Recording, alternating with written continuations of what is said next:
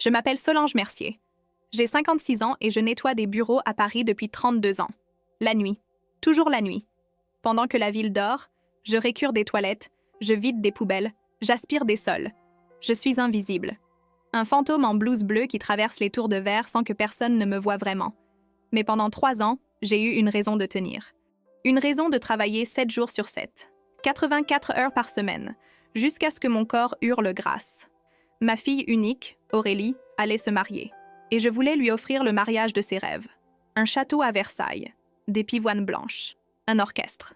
Tout ce qu'une mère peut désirer pour son enfant. 42 000 €. C'est ce que j'ai économisé. Chaque nuit blanche, chaque douleur avalée en silence, chaque médicament pris pour tenir debout. Tout pour elle. Toujours pour elle. Depuis qu'elle est née, seule dans un appartement de 32 mètres carrés à Montmartre, je n'ai vécu que pour elle. Son père nous a abandonnés quand elle avait 6 mois. Alors je me suis battue, seule, pour qu'elle ait ce que je n'ai jamais eu. Une éducation, une chance, une vie meilleure. Et elle a réussi. Sciences Po. Un fiancé issu d'une famille bourgeoise de Neuilly. Un avenir brillant. J'étais si fière, si heureuse pour elle. Jusqu'à ce vendredi d'avril. 2 jours avant le mariage. Je suis allée au château de maison pour vérifier les derniers détails. J'arrivais directement de mon travail de nuit. Je portais mon vieux jean, mes baskets usées, mon pull taché. Je n'avais pas eu le temps de rentrer me changer. Je sentais la sueur, le détergent, la fatigue, l'odeur du travail. Aurélie était là avec ses demoiselles d'honneur, toutes parfumées, élégantes, radieuses. Quand elle m'a vue approcher, son visage s'est fermé. Elle s'est penchée vers moi et a murmuré, avec ce mélange de gêne et de dégoût que je n'oublierai jamais. « Mes amis vont rire si elles te voient avec cette odeur de femme de ménage. » Le temps s'est arrêté. Ma fille, mon sang, celle pour qui je me tuais depuis 3 ans. Elle avait honte de moi, de mon odeur, de ce que je représentais. J'ai souri, un petit sourire calme, et j'ai dit « Bonne chance pour demain, ma chérie. » Puis, je suis partie sous la pluie fine. Je suis rentrée chez moi. Et là, dans le silence de mon appartement vide, j'ai fait quelque chose que je n'aurais jamais cru possible. J'ai annulé tout, absolument tout. J'ai envoyé des emails à tous les prestataires, aux traiteurs, aux fleuristes, aux DJ, aux propriétaires du château. J'ai fait opposition à tous les chèques. En 2 heures, j'ai méthodiquement détruit 3 années de travail et de sacrifice. Les 42 000 € sont revenus sur mon compte, chaque centime. Et pour la première fois depuis des années, je me suis sentie légère. Le lendemain, samedi 27 avril, j'ai dormi jusqu'à 11 heures. J'ai pris un vrai petit déjeuner. Je me suis promenée dans Paris. J'ai mangé un éclair au chocolat dans un café. J'ai existé. Aurélie m'a appelée, paniquée, en larmes. Elle ne comprenait pas. Pourquoi? Pourquoi je faisais ça? Le mariage était le lendemain. Les invités allaient arriver. La famille de Mathieu. L'humiliation. Je lui ai dit calmement que j'avais décidé d'investir cet argent en moi. Pour la première fois de ma vie. Elle a hurlé. Elle m'a traitée de monstre, d'égoïste, de folle. Elle a dit qu'elle ne me pardonnerait jamais. J'ai raccroché. Le dimanche 28 avril, à 15 heures précises, Aurélie et ses invités sont arrivés au château de maison. Ils ont découvert qu'il n'y avait rien. Pas de fleurs, pas de buffet, pas de musique, rien. Mathieu, son fiancé, a rompu les fiançailles le jour même. Sa famille a traité Aurélie de dysfonctionnelle. Ses amis l'ont regardée avec pitié. Son mariage de rêve s'est transformé en cauchemar public. Et moi, j'étais dans mon appartement de Montmartre, assise dans mon fauteuil près de la fenêtre, une tasse de thé à la main, écoutant Édith Piaf chanter « Non, je ne regrette rien ». Mon téléphone n'arrêtait pas de sonner. Aurélie, Mathieu, des numéros inconnus. Je ne répondais pas. Je regardais juste Paris vivre sa vie, indifférente à mon petit séisme personnel. J'avais détruit le mariage de ma fille. J'avais brisé son cœur. J'avais gardé 42 000 € qui n'étaient pas pour moi. Étais-je un monstre?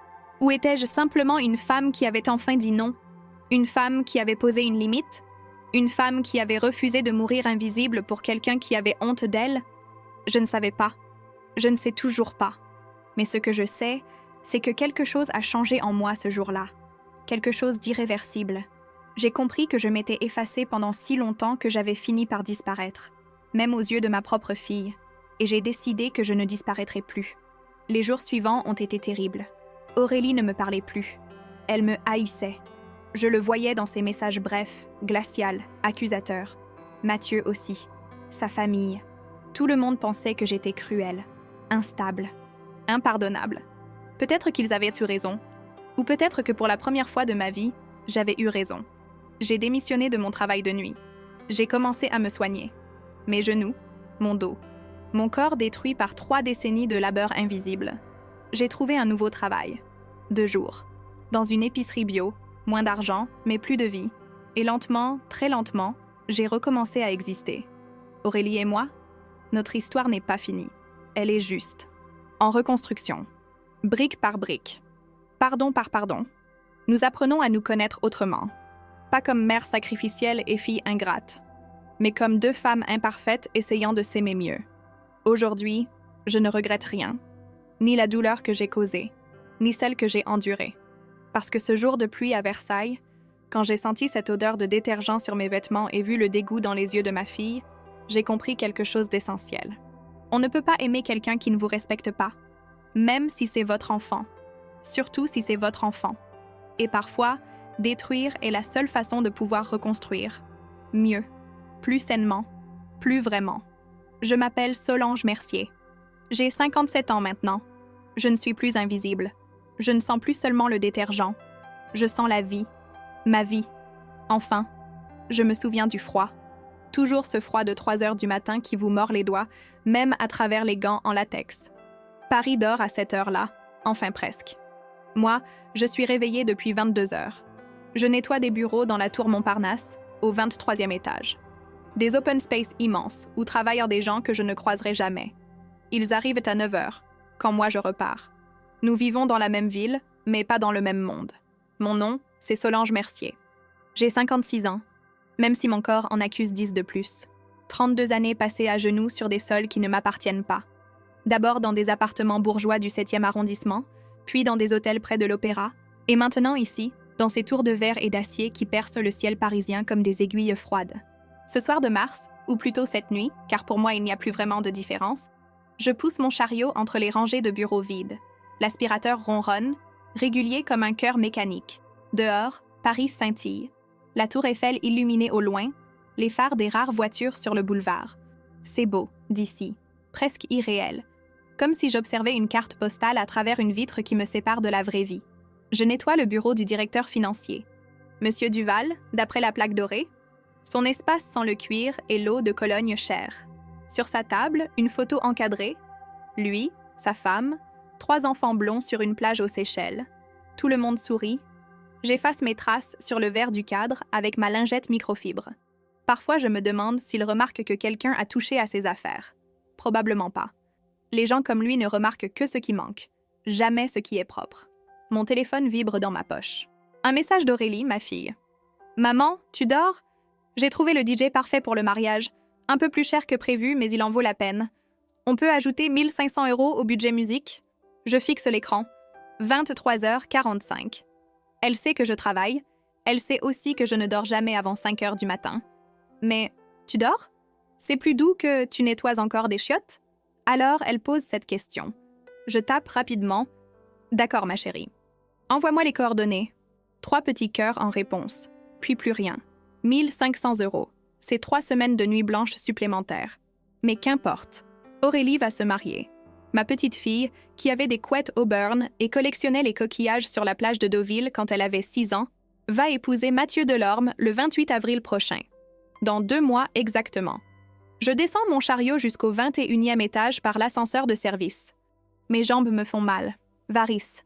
Le médecin m'a dit qu'il faudrait opérer, mais je n'ai pas le temps. Pas maintenant. Après le mariage. Tout après le mariage. L'étage est plongé dans l'obscurité, juste les lumières de sécurité qui dessinent des chemins verts le long des couloirs. J'allume section par section, bureau après bureau. Vider les corbeilles, nettoyer les traces de café sur les plans de travail blancs, aspirer sous les chaises à roulettes, désinfecter les poignées de porte, faire briller les miroirs des toilettes. Je connais la routine par cœur. Mes gestes sont mécaniques, précis, invisibles. C'est drôle comme on peut devenir invisible. Pas au sens magique du terme, juste invisible socialement. Les rares fois où je croise quelqu'un, un cadre qui travaille tard, un vigile qui fait sa ronde, leurs yeux glissent sur moi comme sur un mur. Je porte une blouse bleue avec le logo de l'entreprise de nettoyage sur le cœur. Je ne suis pas Solange. Je suis la femme de ménage. Un service, une fonction, pas une personne. Ça ne m'a pas toujours dérangée. Pendant longtemps, c'était même un soulagement. Ne pas avoir à faire la conversation. Ne pas avoir à expliquer ma vie, mes choix, mon histoire. Juste travailler, rentrer, dormir quelques heures, recommencer. Une vie simple. Une vie où je n'existais que pour Aurélie. Aurélie, mon miracle, ma raison de respirer. Je l'ai eue à 24 ans. Son père, Christophe, était représentant commercial. Un beau parleur avec des yeux noisettes et des promesses plein la bouche. On s'est rencontrés dans un café près de la gare de Lyon. Il m'a fait rire. C'est bête, mais à l'époque, ça me semblait énorme. Quelqu'un qui me faisait rire. Quand je suis tombée enceinte, il est resté. 6 mois. Le temps que ça devienne réel, que mon ventre s'arrondisse vraiment, que les échographies montrent un bébé qui bougeait. Puis, il est parti. Une nuit de septembre, pendant que je dormais. Il a laissé un mot sur la table de la cuisine. Je ne suis pas prêt. Pardon. Même pas signé. J'ai accouché seule à l'hôpital Cochin, un mardi matin sous la pluie. Aurélie pesait 3 kilos 200 grammes. Elle avait une touffe de cheveux roux et des yeux immenses qui me fixaient, comme si elle comprenait déjà tout. J'ai pleuré en la tenant. Pas de tristesse, de terreur. J'étais responsable de cette petite chose fragile et j'avais 400 € sur mon compte en banque. Les premières années ont été dures. Très dures. J'enchaînais les petits boulots, caissière chez Franprix, serveuse dans un PMU de Belleville, garde d'enfants au Black. Aurélie dormait dans un couffin à côté de moi pendant que je repassais des chemises pour des familles du 16e. Je me souviens qu'elle babillait en me regardant travailler, ses petites mains potelées agrippant les barreaux de son parc. C'est ma voisine, Madame Nguyen, qui m'a parlé du poste chez Net Service, l'entreprise de nettoyage. C'est la nuit, mais ça paie mieux. Et c'est stable, un vrai contrat. Stable, le mot magique. J'ai accepté immédiatement. Aurélie avait 3 ans quand j'ai commencé. Je la couchais à 20h, je partais à 22h30. Madame Nguyen dormait sur mon canapé, au cas où. Elle ne s'est jamais réveillée, Aurélie. Jamais. Comme si elle savait qu'il ne fallait pas. Le matin, je rentrais à 6h. Je la réveillais doucement, je préparais son petit déjeuner. Des tartines avec du Nutella, un bol de chocolat chaud. On regardait les dessins animés sur France 5 en pyjama. C'était notre moment. Puis je l'emmenais à l'école maternelle du quartier, rue Le Pic. Après, je dormais. 4 heures, 5 maximum. L'après-midi, je la récupérais, on faisait les devoirs ensemble, je lui préparais à dîner. À 20h, dodo. Et je repartais. Cette routine a duré des années. Aurélie a grandi comme ça, entre mes bras fatigués et mes absences nocturnes. Je crois qu'elle n'a jamais vraiment compris ce que je faisais la nuit. Pour elle, maman travaillait dans des bureaux, c'est tout. Je ne lui ai jamais raconté les toilettes bouchées, les poubelles qui puent, les remarques condescendantes des chefs d'équipe, la fatigue qui vous broie les os. Je voulais qu'elle ait mieux, qu'elle ne connaisse jamais ça. Alors j'ai économisé. Surtout, je n'achetais mes vêtements qu'aux Emmaüs de la rue de Clignancourt. Je ne sortais jamais au restaurant, jamais au cinéma. Mes seules folies, c'était pour elle. Des cours de danse classique au Centre culturel de Montmartre. Un vélo rose pour ses 7 ans. Des livres, toujours des livres. Je voulais qu'elle lise, qu'elle rêve, qu'elle s'évade de notre petit appartement sous les toits. Et elle a grandi bien. Belle, intelligente, élégante. Elle a eu son bac avec mention. Elle est entrée à Sciences Po. Sciences Po, ma fille, j'ai pleuré comme une idiote le jour des résultats. Elle m'a serrée dans ses bras en riant. « Maman, arrête, c'est ridicule !» Mais elle souriait. Elle était fière. Moi aussi. À Sciences Po, elle a rencontré un autre monde. Des jeunes gens bien nés, bien habillés, bien élevés, qui parlèrent de voyages au Japon, de stages à New York, de week-ends dans la maison de famille en Bretagne. Elle a commencé à changer, imperceptiblement d'abord. Son accent s'est lissé. Elle disait « chouette » au lieu de « cool »,« super » au lieu de « grave ». Elle s'est mise à porter des petits foulards Hermès chinés. Elle ne ramenait plus ses copines à la maison. « C'est trop petit, maman. On est mieux à la BNF pour réviser. » Je n'ai rien dit. « C'est normal, me disais-je. Elle évolue, elle s'intègre. C'est ce que je voulais, non? Qu'elle ne reste pas bloquée dans notre condition, qu'elle s'élève. » Puis elle a rencontré Mathieu, en master, lors d'une soirée à la cité universitaire. Il étudiait le commerce international, fils d'un notaire de Neuilly et d'une galeriste. Une famille comme il faut, disait Aurélie avec cette petite lumière dans les yeux.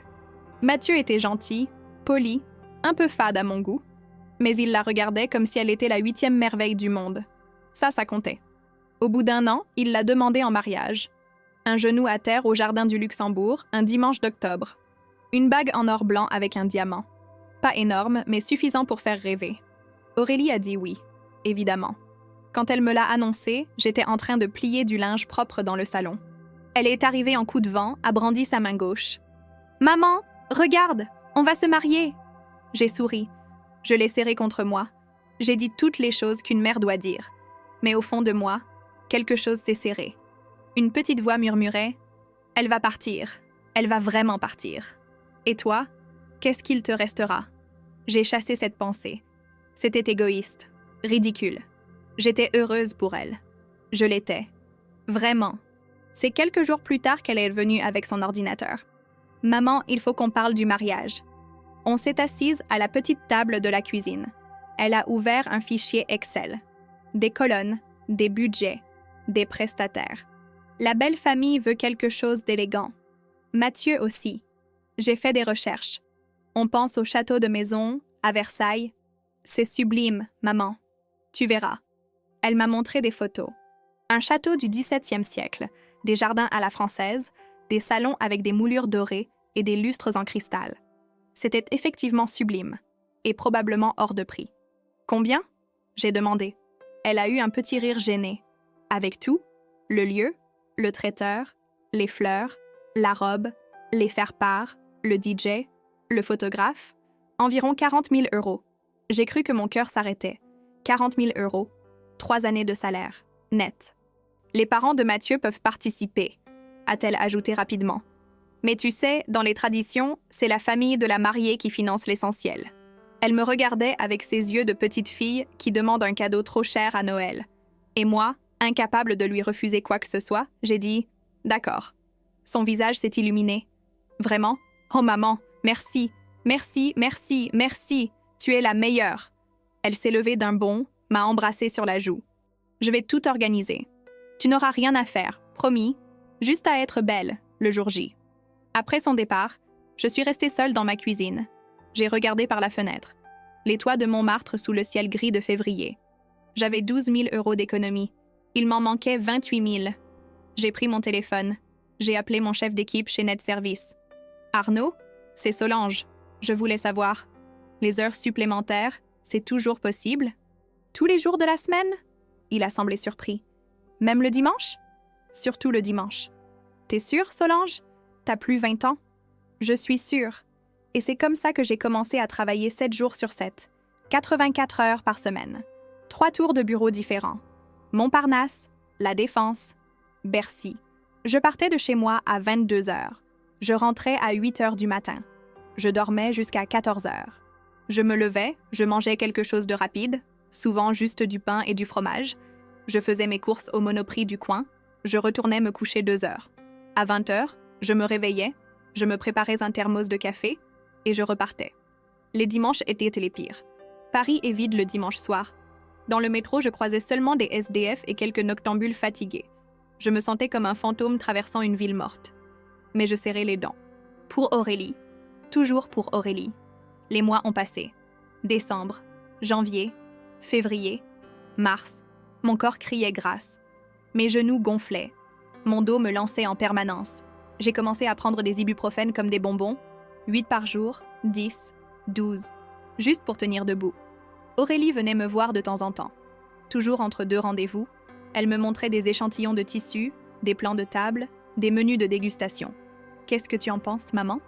Saumon ou Saint-Jacques pour l'entrée ?» Je hochais la tête, je disais que tout était magnifique. Elle repartait avec un baiser distrait sur la joue. Elle ne posait jamais de questions sur mon travail. Elle ne remarquait pas mes cernes, mes mains abîmées, ma maigreur croissante. Ou alors elle faisait semblant. C'était plus simple, je suppose. Un soir de mars, elle est arrivée avec Mathieu. Ils avaient quelque chose à m'annoncer. Je leur ai préparé du thé, j'ai sorti les 4 biscuits qui me restaient dans le placard. Ils se sont assis sur mon vieux canapé, la main dans la main. « Maman, on a une super nouvelle. La belle famille a proposé de nous offrir le voyage de noces. 3 semaines aux Maldives. Tu te rends compte? » J'ai souri. « C'est merveilleux, ma chérie. » Mathieu a ajouté, un peu mal à l'aise. « On voulait vous remercier pour tout ce que vous faites, Solange. On sait que ce n'est pas facile. Le mariage coûte cher et... » Aurélie l'a coupé. « Mais tout est sous contrôle. Maman gère, hein, maman? » Oui, j'ai dit. Tout est sous contrôle. Ils sont repartis une demi-heure plus tard. Mathieu devait retrouver des amis pour un verre à Bastille.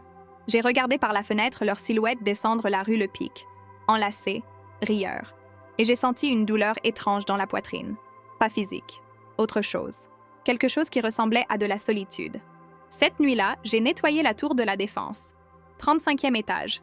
Un cabinet d'avocats. Des bureaux immenses avec vue sur tout Paris. Je me suis arrêtée devant une fenêtre. La ville brillait dans la nuit. Des millions de lumières. Des millions de vies qui s'entrecroisaient sans jamais se toucher. J'ai appuyé mon front contre la vitre froide. Et pour la première fois depuis longtemps, j'ai pleuré. Pas bruyamment. Juste des larmes silencieuses qui coulaient et que je ne cherchais pas à retenir. Je ne savais même pas pourquoi je pleurais. De fatigue, de solitude, de cette impression grandissante que j'avais tout donné et que personne ne voyait rien. Mon téléphone a vibré. Un message d'Aurélie. « Maman, j'ai oublié de te dire. Essayage de ma robe samedi prochain chez Pronuptia. Tu pourras venir? Genre vers 15h? » J'ai regardé l'heure. 3h20 du matin. Elle ne dormait donc jamais? Ou alors elle pensait à moi uniquement pour les préparatifs du mariage? J'ai tapé « Je serai là, ma chérie ». 3 cœurs en réponse. J'ai remis mon téléphone dans ma poche, j'ai essuyé mes yeux et j'ai continué à nettoyer. Le samedi suivant, je me suis réveillée à midi. Mon corps refusait de bouger. Chaque muscle protestait. J'ai avalé 3 cachets avec un café froid. J'ai pris une douche brûlante pour détendre mes épaules. Et je me suis habillée. Un pantalon noir, un pull gris. Mes vêtements de tous les jours. Je n'avais rien d'élégant à me mettre de toute façon. Le magasin Pronuptia était boulevard Haussmann, près des Galeries Lafayette. Un quartier que je ne fréquentais jamais. Trop chic, trop cher. Je suis arrivée avec 10 minutes d'avance. Aurélie était déjà là, avec 3 de ses amies. Des filles que je ne connaissais pas. Toutes habillées comme dans les magazines. Cheveux lissés, ongles parfaits, sac à main qui coûtait probablement mon loyer. « Maman, tu es là !» Aurélie m'a fait la bise rapidement. « Viens, on va commencer. Les filles, c'est ma mère. » Elles ont souri poliment. « Bonjour, madame. » Puis elles se sont retournées vers Aurélie, reprenant leur conversation comme si je n'existais pas. La vendeuse nous a conduites dans un grand salon blanc avec des miroirs partout, des robes suspendues comme des fantômes de tulle et de dentelle. Aurélie en avait sélectionné 3. Elle est partie dans la cabine d'essayage avec la vendeuse. Nous, on attendait sur des fauteuils en velours rose. Les amis d'Aurélie papotaient. « Tu as vu le château sur Instagram? C'est tellement canon. Nous, on se marie à l'église de Neuilly, c'est bien mais moins fou. Et les faire-part? Tu les as reçus? Oui, avec du dorure à chaud, j'adore. » Elles gloussaient, excitées comme des gamines. Je les écoutais en silence. Je n'avais rien à dire. Je ne connaissais rien à tout ça. Les châteaux, les faire-part dorés, les robes à 3000 €. Aurélie est sortie de la cabine. Elle portait une robe fourreau en satin ivoire. Très simple, très élégante. Elle était magnifique. Alors, qu'est-ce que vous en pensez? Les filles ont explosé en compliments. Sublime! Tu es parfaite! Mathieu va pleurer! Aurélie riait, tournait sur elle-même devant le grand miroir. Puis elle s'est tournée vers moi.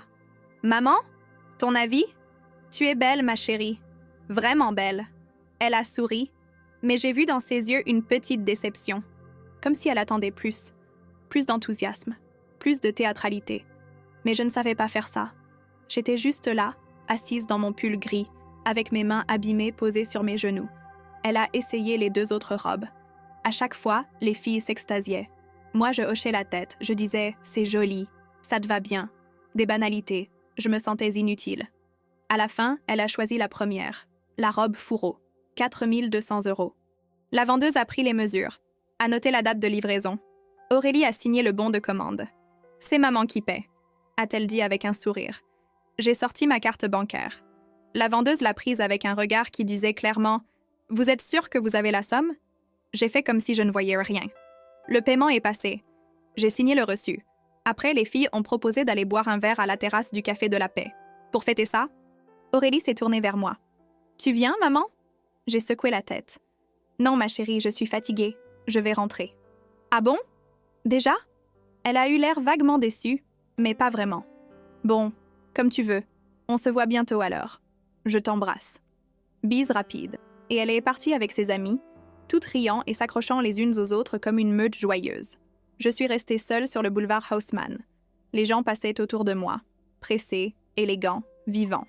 Je me suis sentie vieille, terriblement vieille et invisible. J'ai pris le métro jusqu'à Abbesse. Je suis remontée chez moi, mon petit appartement de 32 mètres carrés sous les toits, mon refuge, ma prison. Je me suis allongée sur mon lit sans enlever mes chaussures. J'ai fixé le plafond. Une fissure courait du coin gauche jusqu'au centre. Je la connaissais par cœur. Je l'avais vue se former, année après année. J'ai pensé à Aurélie dans cette robe blanche, à son sourire, à sa joie. Et j'ai essayé de me raccrocher à ça, à cette image. Ma fille heureuse. C'était tout ce qui comptait, non? Mais une autre pensée s'insinuait, insidieuse. Elle ne m'avait pas vraiment regardée aujourd'hui. Elle m'avait vue, bien sûr, mais pas regardée. Comme si j'étais juste une fonction. La mère qui paie, pas une personne. J'ai chassé cette pensée. C'était injuste, méchant. Aurélie m'aimait, à sa façon. Elle était juste jeune, excitée, absorbée par son mariage. C'était normal. Je me suis endormie comme ça, tout habillée, avec cette excuse qui tournait en boucle dans ma tête comme un mantra mensonger. Les semaines suivantes ont été un tourbillon. Aurélie m'appelait presque tous les jours avec de nouveaux détails, de nouveaux coups. « Maman, le fleuriste propose des pivoines blanches. C'est 200 € de plus, mais c'est tellement plus beau que les roses. Maman, on a trouvé un violoniste pour la cérémonie. 500 €, ça passe? Maman, il faut payer la compte du traiteur, 3000 € avant la fin du mois. Oui, oui, oui. Je disais toujours oui. Mon compte en banque se vidait aussi vite qu'il se remplissait. Chaque nuit de travail était avalée par le mariage. Mais j'étais presque arrivée au bout. Encore 3 semaines. 3 semaines et tout serait payé. Je tenais à peine debout. Mes genoux me lâchaient parfois dans les escaliers. Je m'accrochais à la rampe comme une vieille femme. J'avais 56 ans, mais j'en paraissais 70. Mes cheveux gris n'avaient pas vu de coiffeur depuis 2 ans. Ma peau était grise, fatiguée. Mes mains étaient celles d'une travailleuse. Rugueuse, crevassée, avec des ongles courts et cassés. Un soir, ou plutôt une nuit, début avril, je nettoyais les bureaux de la tour de Bercy. 19e étage. Une start-up dans le numérique. Des espaces ouverts, des poufs multicolores, un baby-foot dans un coin. Le genre d'endroit où les jeunes travaillent en basket et se croient révolutionnaires parce qu'ils ne portent pas de cravate. J'aspirais sous les bureaux quand j'ai entendu des voix. Des jeunes qui étaient restés travailler tard. Ils riaient, parlèrent fort. Je me suis reculée dans un coin, espérant qu'ils ne me verraient pas. Mais ils sont passés juste à côté de moi. Putain, il est 3 heures du mat. On devrait rentrer. Ouais, mais faut finir cette présentation pour demain. Tu crois que la femme de ménage, elle va nettoyer ta tasse dégueulasse? T'inquiète, c'est fait pour ça les femmes de ménage, mec. Ils ont ri. Je suis restée immobile, mon aspirateur dans les mains, invisible. Ils ne m'ont même pas regardée. Pour eux, j'étais du mobilier. Moins qu'une personne, une fonction. Quand ils sont partis, j'ai continué à aspirer. Mais quelque chose en moi s'était durci. Une petite pierre froide logée dans la poitrine. Le lendemain, enfin, le même jour, vers 14 heures, Aurélie m'a appelée. « Maman, il faut absolument que je te montre les centres de table. Je suis devant ton immeuble. Tu peux descendre ?» J'ai enfilé un gilet. Je suis descendue. Elle était dans sa petite Fiat 500 rouge, offerte par Mathieu pour Noël. Elle m'a tendu son téléphone, des photos de composition florale dans des vases en verre. Très jolies, très sophistiquées. « C'est magnifique », j'ai dit. « Je sais. Par contre, il y a un petit souci. Le traiteur demande le solde maintenant. Genre, avant la fin de la semaine, 7 000 €. Je sais que c'était prévu pour la semaine prochaine, mais il est un peu psychorigide, le mec. Ça pose problème? 7 000 €. Je les avais. Juste. Mais c'était prévu pour payer mon loyer d'avril et mes factures. Si je payais maintenant, je serais à découvert jusqu'à la fin du mois. Non, ça va. Je vais faire le virement ce soir. T'es sûre? Parce que si c'est compliqué, je peux demander à Mathieu? Non, j'ai coupé trop vite. Non, c'est bon. Je gère. Elle m'a souri soulagée. Merci, maman. T'es la meilleure. Bon, je file. J'ai rendez-vous avec la wedding planner à 16h à Versailles. Je t'embrasse. Elle est partie dans un coup d'accélérateur. J'ai regardé sa voiture disparaître au coin de la rue. Puis je suis remontée chez moi, j'ai fait le virement bancaire et je me suis recouchée en essayant de ne pas penser aux découvertes qui m'attendaient. Cette nuit-là, au travail, j'ai glissé dans un escalier. Mes jambes ont cédé. Je suis tombée sur les marches en béton. Mon seau d'eau s'est renversé. Je suis restée allongée là, dans l'eau savonneuse, incapable de bouger pendant plusieurs secondes. La douleur dans mon dos était aveuglante. Arnaud, mon chef d'équipe, m'a trouvée. « Putain, Solange, ça va ?» Il m'a aidée à me relever. « Faut aller voir un médecin. » Non, ça va, juste un faux mouvement.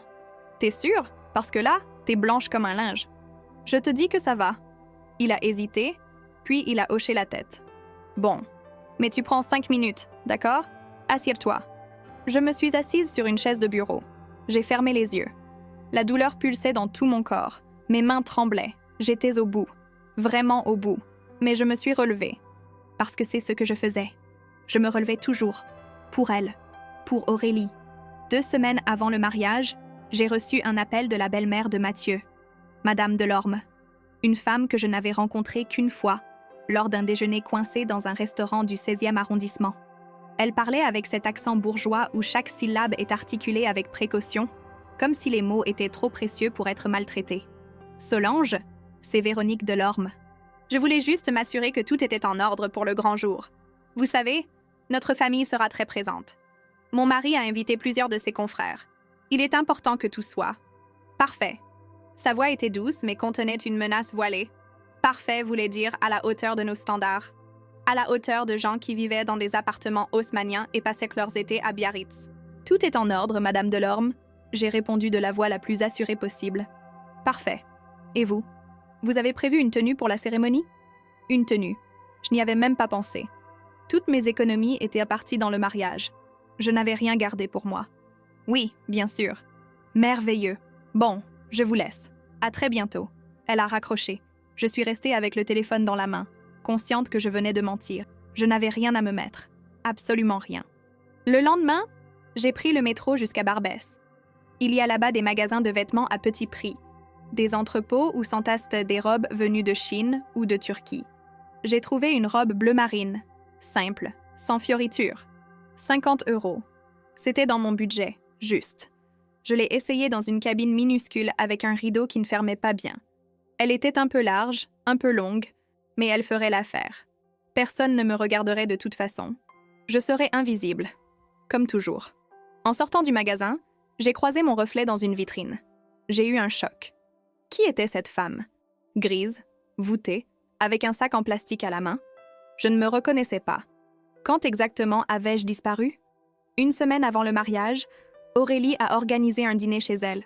Enfin chez Mathieu, dans son appartement de 2 pièces près de Bastille que ses parents lui payaient. Elle avait invité quelques amis proches et voulait que je vienne pour célébrer. Je suis arrivée avec une bouteille de vin bas de gamme achetée au Monoprix. Les autres invités avaient apporté des champagnes avec des noms que je ne connaissais pas. Bollinger, Ruinart.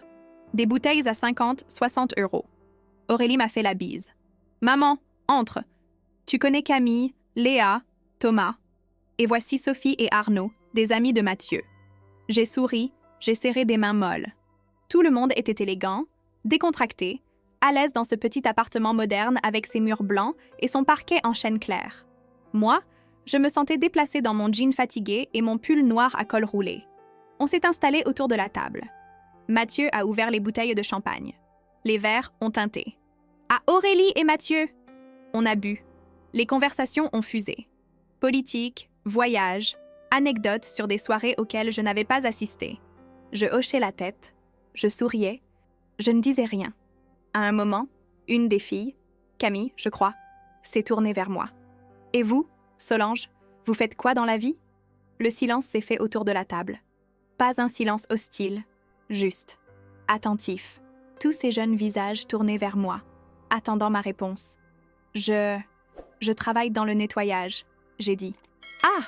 a fait Camille, puis elle s'est retournée vers Thomas. « Au fait, tu as vu le dernier épisode de la série dont je t'ai parlé ?» La conversation est repartie. Je venais d'être évacuée. Mon métier n'était pas intéressant. Pas assez glamour pour cette tablée de jeunes cadres et d'étudiants promis à de brillantes carrières. Aurélie ne m'a pas regardée. Elle riait à une blague de Mathieu, la main sur son épaule. Elle était heureuse, rayonnante. Et moi, assise à sa table, je me sentais aussi invisible que dans mes tours de bureau la nuit. Je suis partie tôt. Je suis fatiguée, ma chérie. Je vais y aller. Aurélie a protesté mollement. Déjà? Bon, si tu veux. On se voit vendredi pour le dernier rendez-vous à Versailles, d'accord? J'ai acquiescé. Personne d'autre ne s'est levé pour me raccompagner. J'ai enfilé mon manteau, j'ai dit au revoir poliment et je suis sortie. Dans le métro du retour, j'ai pleuré. Discrètement, en tournant la tête vers la vitre, des larmes silencieuses qui coulaient en toutes seules. Je ne savais même plus exactement pourquoi je pleurais. De fatigue, de solitude, de cette sensation d'être devenue transparente même pour ma propre fille. Vendredi, 26 avril, 2 jours avant le mariage. Aurélie m'avait donné rendez-vous à 15h au château de Maison pour la dernière vérification avant le jour J. Je venais de finir mon service de nuit à la Défense. J'avais nettoyé pendant 8 heures d'affilée. Je n'avais pas dormi. Pas eu le temps. Le rendez-vous était trop tôt. J'ai pris le RER à Châtelet. Direction Versailles. 1 heure de trajet. Je me suis assoupie par moments, la tête contre la vitre. Quand je me réveillais en sursaut, mon cou me faisait mal. Je suis descendue à la gare de Maisons-Laffitte.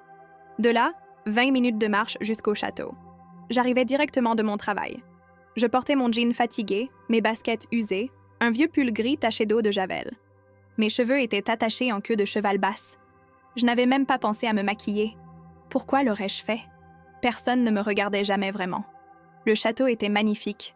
Une bâtisse classique du XVIIe siècle, entourée de jardins à la française impeccablement entretenus.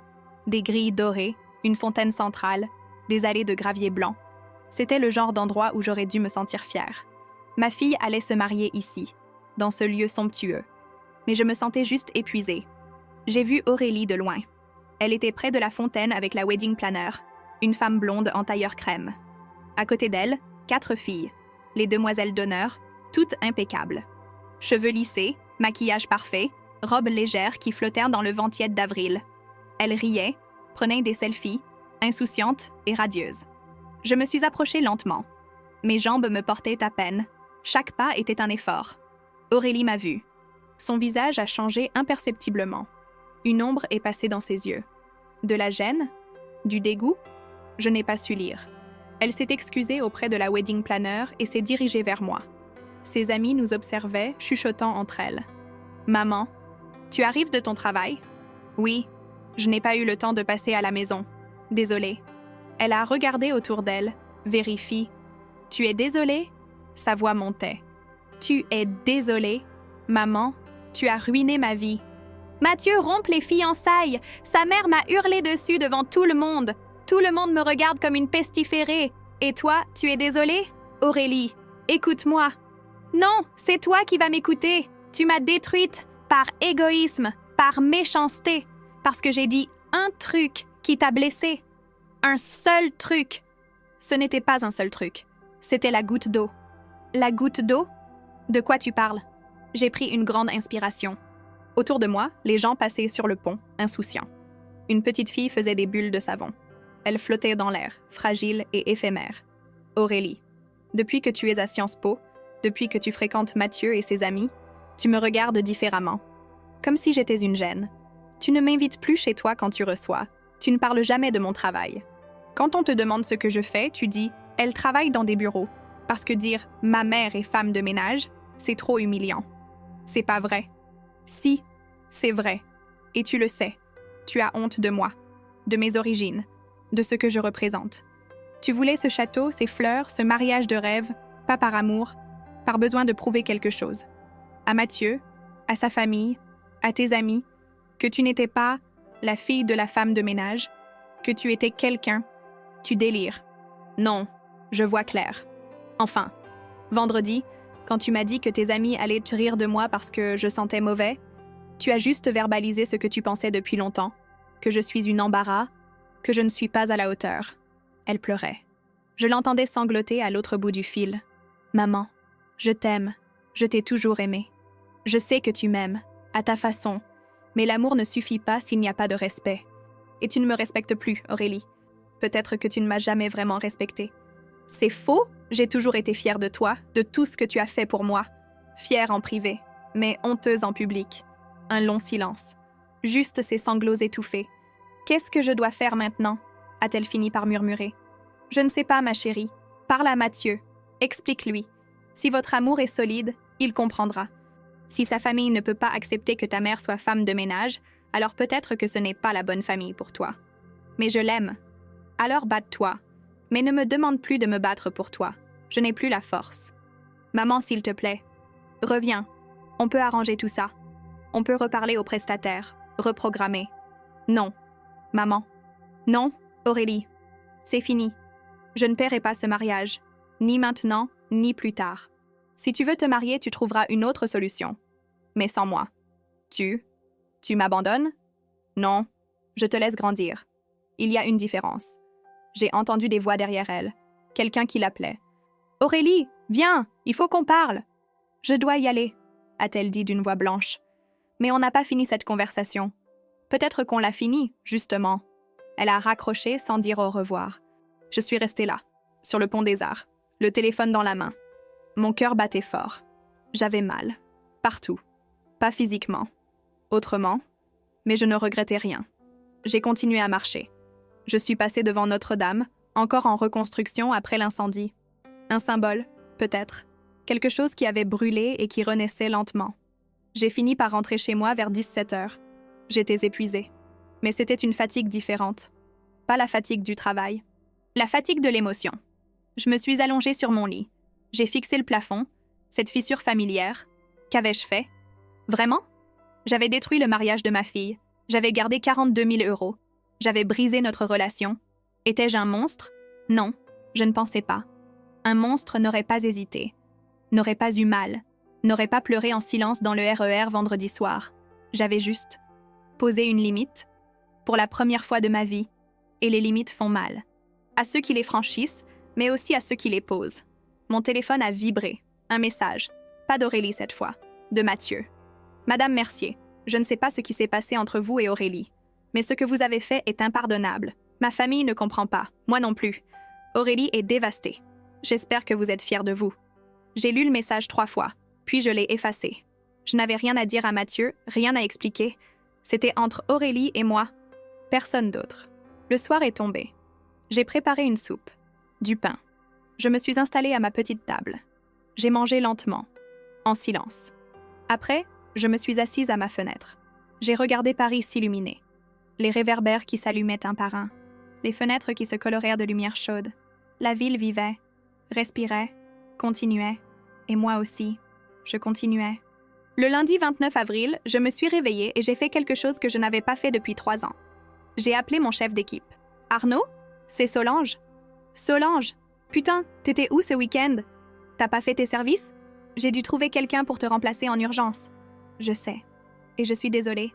Mais je ne reviendrai pas. » Silence au bout du fil. « Comment ça, tu reviendras pas? » « Je démissionne. »« Tu démissionnes? Mais pourquoi? Qu'est-ce qui s'est passé? » « Rien. Ou plutôt, tout. Je ne peux plus faire ça, Arnaud. Mon corps ne tient plus. Et ma tête non plus. Mais on va faire comment? T'es une de mes meilleures. Depuis combien de temps t'es là? 20 ans? 32 ans. Putain, 32 ans. Solange, réfléchis. C'est ton gagne-pain. Tu vas faire quoi? Je ne sais pas encore, mais je trouverai. T'as l'âge de la retraite dans combien d'années? 6 ans. 6 ans. 6 petites années. Tu vas pas tenir 6 ans? Non, je ne vais pas tenir. Désolée. J'ai raccroché. Mon cœur battait fort. Je venais de démissionner.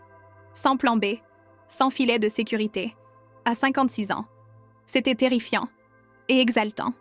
Les jours suivants se sont écoulés dans une sorte de brouillard étrange. Je me réveillais tard. Je prenais de vrais petits déjeuners.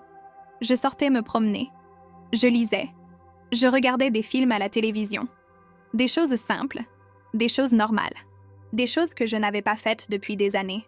Aurélie ne m'a pas rappelé. Ni Mathieu. Personne. Le silence était assourdissant. Mais aussi, bizarrement, apaisant. Le jeudi, j'ai pris rendez-vous chez le médecin. Le vrai médecin, pas juste pour une ordonnance de paracétamol. Un rendez-vous complet. Dr Leroy m'a examiné longuement. Il a froncé les sourcils en palpant mes genoux. Il a écouté mon dos craquer quand je me penchais. Il a pris ma tension. Trop haute. Il a fait des analyses de sang. « Madame Mercier, je vais être honnête avec vous. Votre corps est dans un état préoccupant. Vos genoux nécessitent une intervention chirurgicale. Votre dos aussi. Vous avez de l'hypertension. Vous êtes en déficit vitaminique. Vous êtes épuisé. Je sais. Vous travaillez toujours la nuit? Non, j'ai démissionné. Il a semblé surpris. Bien, c'est la meilleure décision que vous pouviez prendre, mais maintenant il faut vous soigner, vraiment. Il m'a prescrit des examens complémentaires, des IRM, des radios, une prise en charge par un kinésithérapeute, des médicaments, tout un protocole. Ça va coûter cher, j'ai dit. Vous avez une mutuelle? Oui, la basique. Elle couvrira une partie, le reste. Il faudra voir. Je suis sortie de son cabinet avec une ordonnance longue comme mon bras, mais aussi avec un sentiment étrange. On s'occupait de moi, enfin, vraiment. Le vendredi, une semaine après le jour du mariage qui n'avait pas eu lieu, j'étais chez moi en train de lire quand on a frappé à la porte. J'ai ouvert. C'était Aurélie. Elle avait maigri. Ses yeux étaient cernés. Elle portait un jean et un sweat trop large. Pas de maquillage. Cheveux attachés n'importe comment. Elle ressemblait à une gamine perdue. « Maman, je peux entrer ?» J'ai hésité, puis j'ai hoché la tête. Elle est entrée lentement, comme si elle découvrait l'appartement pour la première fois. Elle s'est assise sur le canapé, moi dans mon fauteuil. Un long silence. « Mathieu a rompu », a-t-elle fini par dire. « Officiellement, il m'a rendu la bague hier. Je suis désolée. » « Tu es désolée. » Elle a eu un petit rire sans joie. « Tu dis toujours ça, mais tu ne l'es pas vraiment. Si. Si, je suis désolée que tu souffres, même si je ne regrette pas ce que j'ai fait. » Elle a hoché la tête lentement. Sa famille a fait pression. Ils disaient que tu étais instable, que je venais d'un milieu problématique, que c'était un mauvais présage. Mathieu a essayé de me défendre, au début. Puis il a craqué. Il a dit qu'il ne pouvait pas gérer tout ça, le chaos, l'humiliation, la déception de ses parents. Il ne t'aimait pas assez alors? Ou alors c'est toi qui m'aimes trop peu pour accepter de me sacrifier pour mon bonheur? Le coup était bas, mais je l'ai encaissé. Je t'ai sacrifié 32 ans de ma vie, Aurélie. Chaque jour, chaque nuit, j'ai renoncé à tout. Aux hommes, aux rêves, à moi-même. Tout pour toi. Et tu sais ce que j'ai eu en retour? De la honte. Tu as eu honte de moi? C'est faux. Alors regarde-moi dans les yeux et dis-moi que tu n'as jamais eu honte, que tu n'as jamais évité de parler de mon métier devant tes amis, que tu n'as jamais prié pour que je ne vienne pas à tes événements de peur que je fasse tâche. Elle a baissé les yeux. Elle ne pouvait pas me regarder, parce que c'était vrai. Je ne voulais pas, a-t-elle murmuré. Je ne voulais pas avoir honte, mais j'avais honte de notre appartement minuscule, de tes vêtements usés, de tes mains abîmées, de ton accent, de tout ce qui me rappelait qu'on n'était pas comme les autres, qu'on était pauvres. Enfin, la vérité, brute, crue. Et tu sais ce qui est triste? J'ai dit doucement. C'est que j'aurais continué à me tuer pour toi. J'aurais continué à travailler jusqu'à ce que mon corps lâche, jusqu'à ce que je tombe dans un escalier et ne me relève plus. Tout ça pour que tu puisses te marier dans un château et faire semblant d'être quelqu'un d'autre. Quelqu'un qui n'a pas une mère-femme de ménage. Les larmes coulaient sur ses joues. Je suis désolée, maman. Je suis tellement désolée. Moi aussi. Désolée de ne pas avoir été la mère que tu voulais. La mère chic, élégante, avec un beau métier et des conversations intéressantes. Désolée d'avoir été juste. Moi? Non, c'est pas ça. Tu as toujours été plus que ça. Tu as toujours été forte, courageuse, travailleuse, mais insuffisante. Pas assez bien pour être présentée à tes amis. Pas assez bien pour ton mariage de rêve. Elle s'est levée brusquement. Elle a fait les 100 pas. Qu'est-ce que tu veux que je dise? Que j'ai été horrible? Je le sais. Que j'ai été ingrate? Je le sais aussi. Mais je suis ta fille, maman. Ta fille. Tu ne peux pas m'abandonner comme ça. Je ne t'abandonne pas. Je te laisse voler de tes propres ailes. En pleine tempête? Tu me pousses du nid en pleine tempête? La vie est une tempête, Aurélie. Bienvenue dans le monde réel. Elle m'a regardée avec une expression de détresse absolue. Qu'est-ce que je dois faire? Dis-moi, s'il te plaît. Je ne sais pas. Peut-être commencer par accepter qui tu es, d'où tu viens. Arrêter d'avoir honte. Comprendre que la valeur d'une personne ne se mesure pas à son compte en banque ou à son métier. C'est facile à dire. Demain était le jour du mariage. Demain, il n'y aurait pas de mariage. Cette nuit-là, pour la première fois depuis des années, je n'ai pas travaillé. Je n'ai pas mis mon réveil. Je n'ai pas préparé mon thermos de café. Je n'ai pas sorti ma blouse bleue avec le logo de Net Service. Je me suis couchée à 22 heures, dans des draps propres que j'avais changés l'après-midi même. J'ai lu quelques pages d'un vieux roman que j'avais commencé il y a 3 ans et jamais fini. L'élégance du hérisson, de Muriel Barbery. L'histoire d'une concierge invisible qui cache une vie intérieure riche. L'ironie ne m'a pas échappé. J'ai éteint la lumière et je me suis endormie. Le dimanche 28 avril, je me suis réveillée à 10 heures. 10 heures. Je n'avais pas dormi aussi tard depuis. Je ne savais même plus. Des années. Des décennies peut-être. La lumière entrait à flot dans la chambre. Il faisait beau. Un temps parfait pour un mariage. Je suis restée allongée un moment, juste à écouter les bruits de la rue, les cloches de l'église Saint-Pierre de Montmartre qui sonnaient, des rires d'enfants dans le square, un accordéoniste qui jouait quelque part. Paris en fête, Paris paisible. Je me suis levée doucement. Mon corps me faisait toujours mal, mais différemment. C'était une douleur familière, gérable. Pas cette douleur aiguë qui vous transperce quand vous travaillez 7 jours sur 7 sans repos. J'ai pris mon téléphone. Je l'avais rallumé avant de me coucher. 53 messages. 27 appels manqués. Aurélie. Encore et encore. Puis Mathieu. Puis des numéros que je ne connaissais pas. Probablement la famille Delorme. J'ai ouvert les messages d'Aurélie. Les premiers étaient des supplications. « Maman, s'il te plaît, réponds. Maman, on peut arranger ça. Maman, je t'en supplie. » Puis ils sont devenus plus durs. « Tu es en train de détruire ma vie. Comment tu peux me faire ça? Je ne te pardonnerai jamais. » Et enfin, le dernier, envoyé à 8 heures du matin. « C'est fait, tout est annulé, tu es contente? » Je n'ai pas répondu, je ne savais pas quoi répondre. J'ai préparé du café. Je me suis installée près de la fenêtre avec ma tasse. En bas, dans la rue, les gens se promenaient.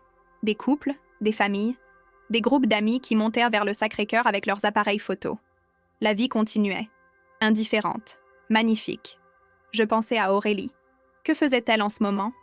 Était-elle dans son appartement en train de pleurer? Appelait-elle les invités un par un pour annuler? Qu'avait-elle dit à Mathieu? À sa belle famille? Une part de moi avait envie de savoir. Une autre part, plus sage, plus forte, se disait que ce n'était plus mon problème. À midi, on a sonné à ma porte. J'ai sursauté. Qui pouvait venir un dimanche midi? Aurélie? Non, elle avait les clés. Un voisin? J'ai ouvert. C'était Madame Nguyen, ma vieille voisine vietnamienne, celle qui avait gardé Aurélie quand elle était petite. Elle tenait une assiette recouverte d'un torchon. « Solange, ma petite, je t'ai préparé des nems. Je me suis dit que tu ne devais pas avoir mangé. » Comment savait-elle? Comment pouvait-elle savoir? Elle a dû voir la question dans mes yeux parce qu'elle a souri doucement. Aurélie est venue me voir hier soir. Elle pleurait, elle m'a raconté. Mon cœur s'est serré. Et vous pensez que j'ai eu tort? Non. Elle m'a tendu l'assiette. Je pense que tu as eu raison. Enfin. Solange, je te regarde depuis des années. Je te vois partir la nuit, rentrer le matin. Je te vois te tuer au travail. Et pourquoi? Pour une fille qui ne te regarde même plus? Elle a secoué la tête. Un enfant doit respecter sa mère. Toujours. Même quand la mère n'est pas parfaite. Surtout quand la mère se sacrifie. J'ai senti les larmes monter. Les premières vraies larmes depuis vendredi. Allez, mange, repose-toi, et ne regrette rien. Ce que tu as fait, c'est courageux. Elle est repartie avant que je puisse dire quoi que ce soit. J'ai fermé la porte. Je me suis assise avec l'assiette de nems. Je les ai mangés lentement. Ils étaient délicieux, croustillants, parfumés. Un goût d'enfance, de gentillesse, de compréhension. Après, je suis sortie. Je ne pouvais pas rester enfermée. J'avais besoin de marcher. Je suis descendue vers la Seine. J'ai marché le long des quais. Il y avait des bouquinistes, des peintres de rue, des musiciens. L'animation habituelle d'un dimanche parisien. Les gens étaient légers, heureux. Ils riaient, s'embrassaient, profitaient du soleil. Je me suis arrêtée sur le pont des Arts. J'ai regardé la Seine couler, grise et lente, éternelle. Combien de drames avait-elle vu? Combien de vies brisées et reconstruites? Mon téléphone a vibré. Encore Aurélie. Cette fois, ce n'était pas un message. C'était un appel. J'ai regardé l'écran sonner. 1 fois, 2 fois, 3 fois. Puis j'ai répondu. « Maman !» Sa voix était brisée. « Maman, c'est moi. » Je sais. On est au château. Enfin, on était. Tout a été annulé. Les invités sont venus. Ils ont vu qu'il n'y avait rien. Pas de fleurs, pas de buffet, rien. Mathieu est parti. Sa famille est furieuse.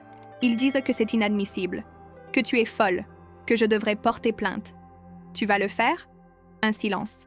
Je sais pas. Maman, je sais pas quoi faire. Tout s'effondre.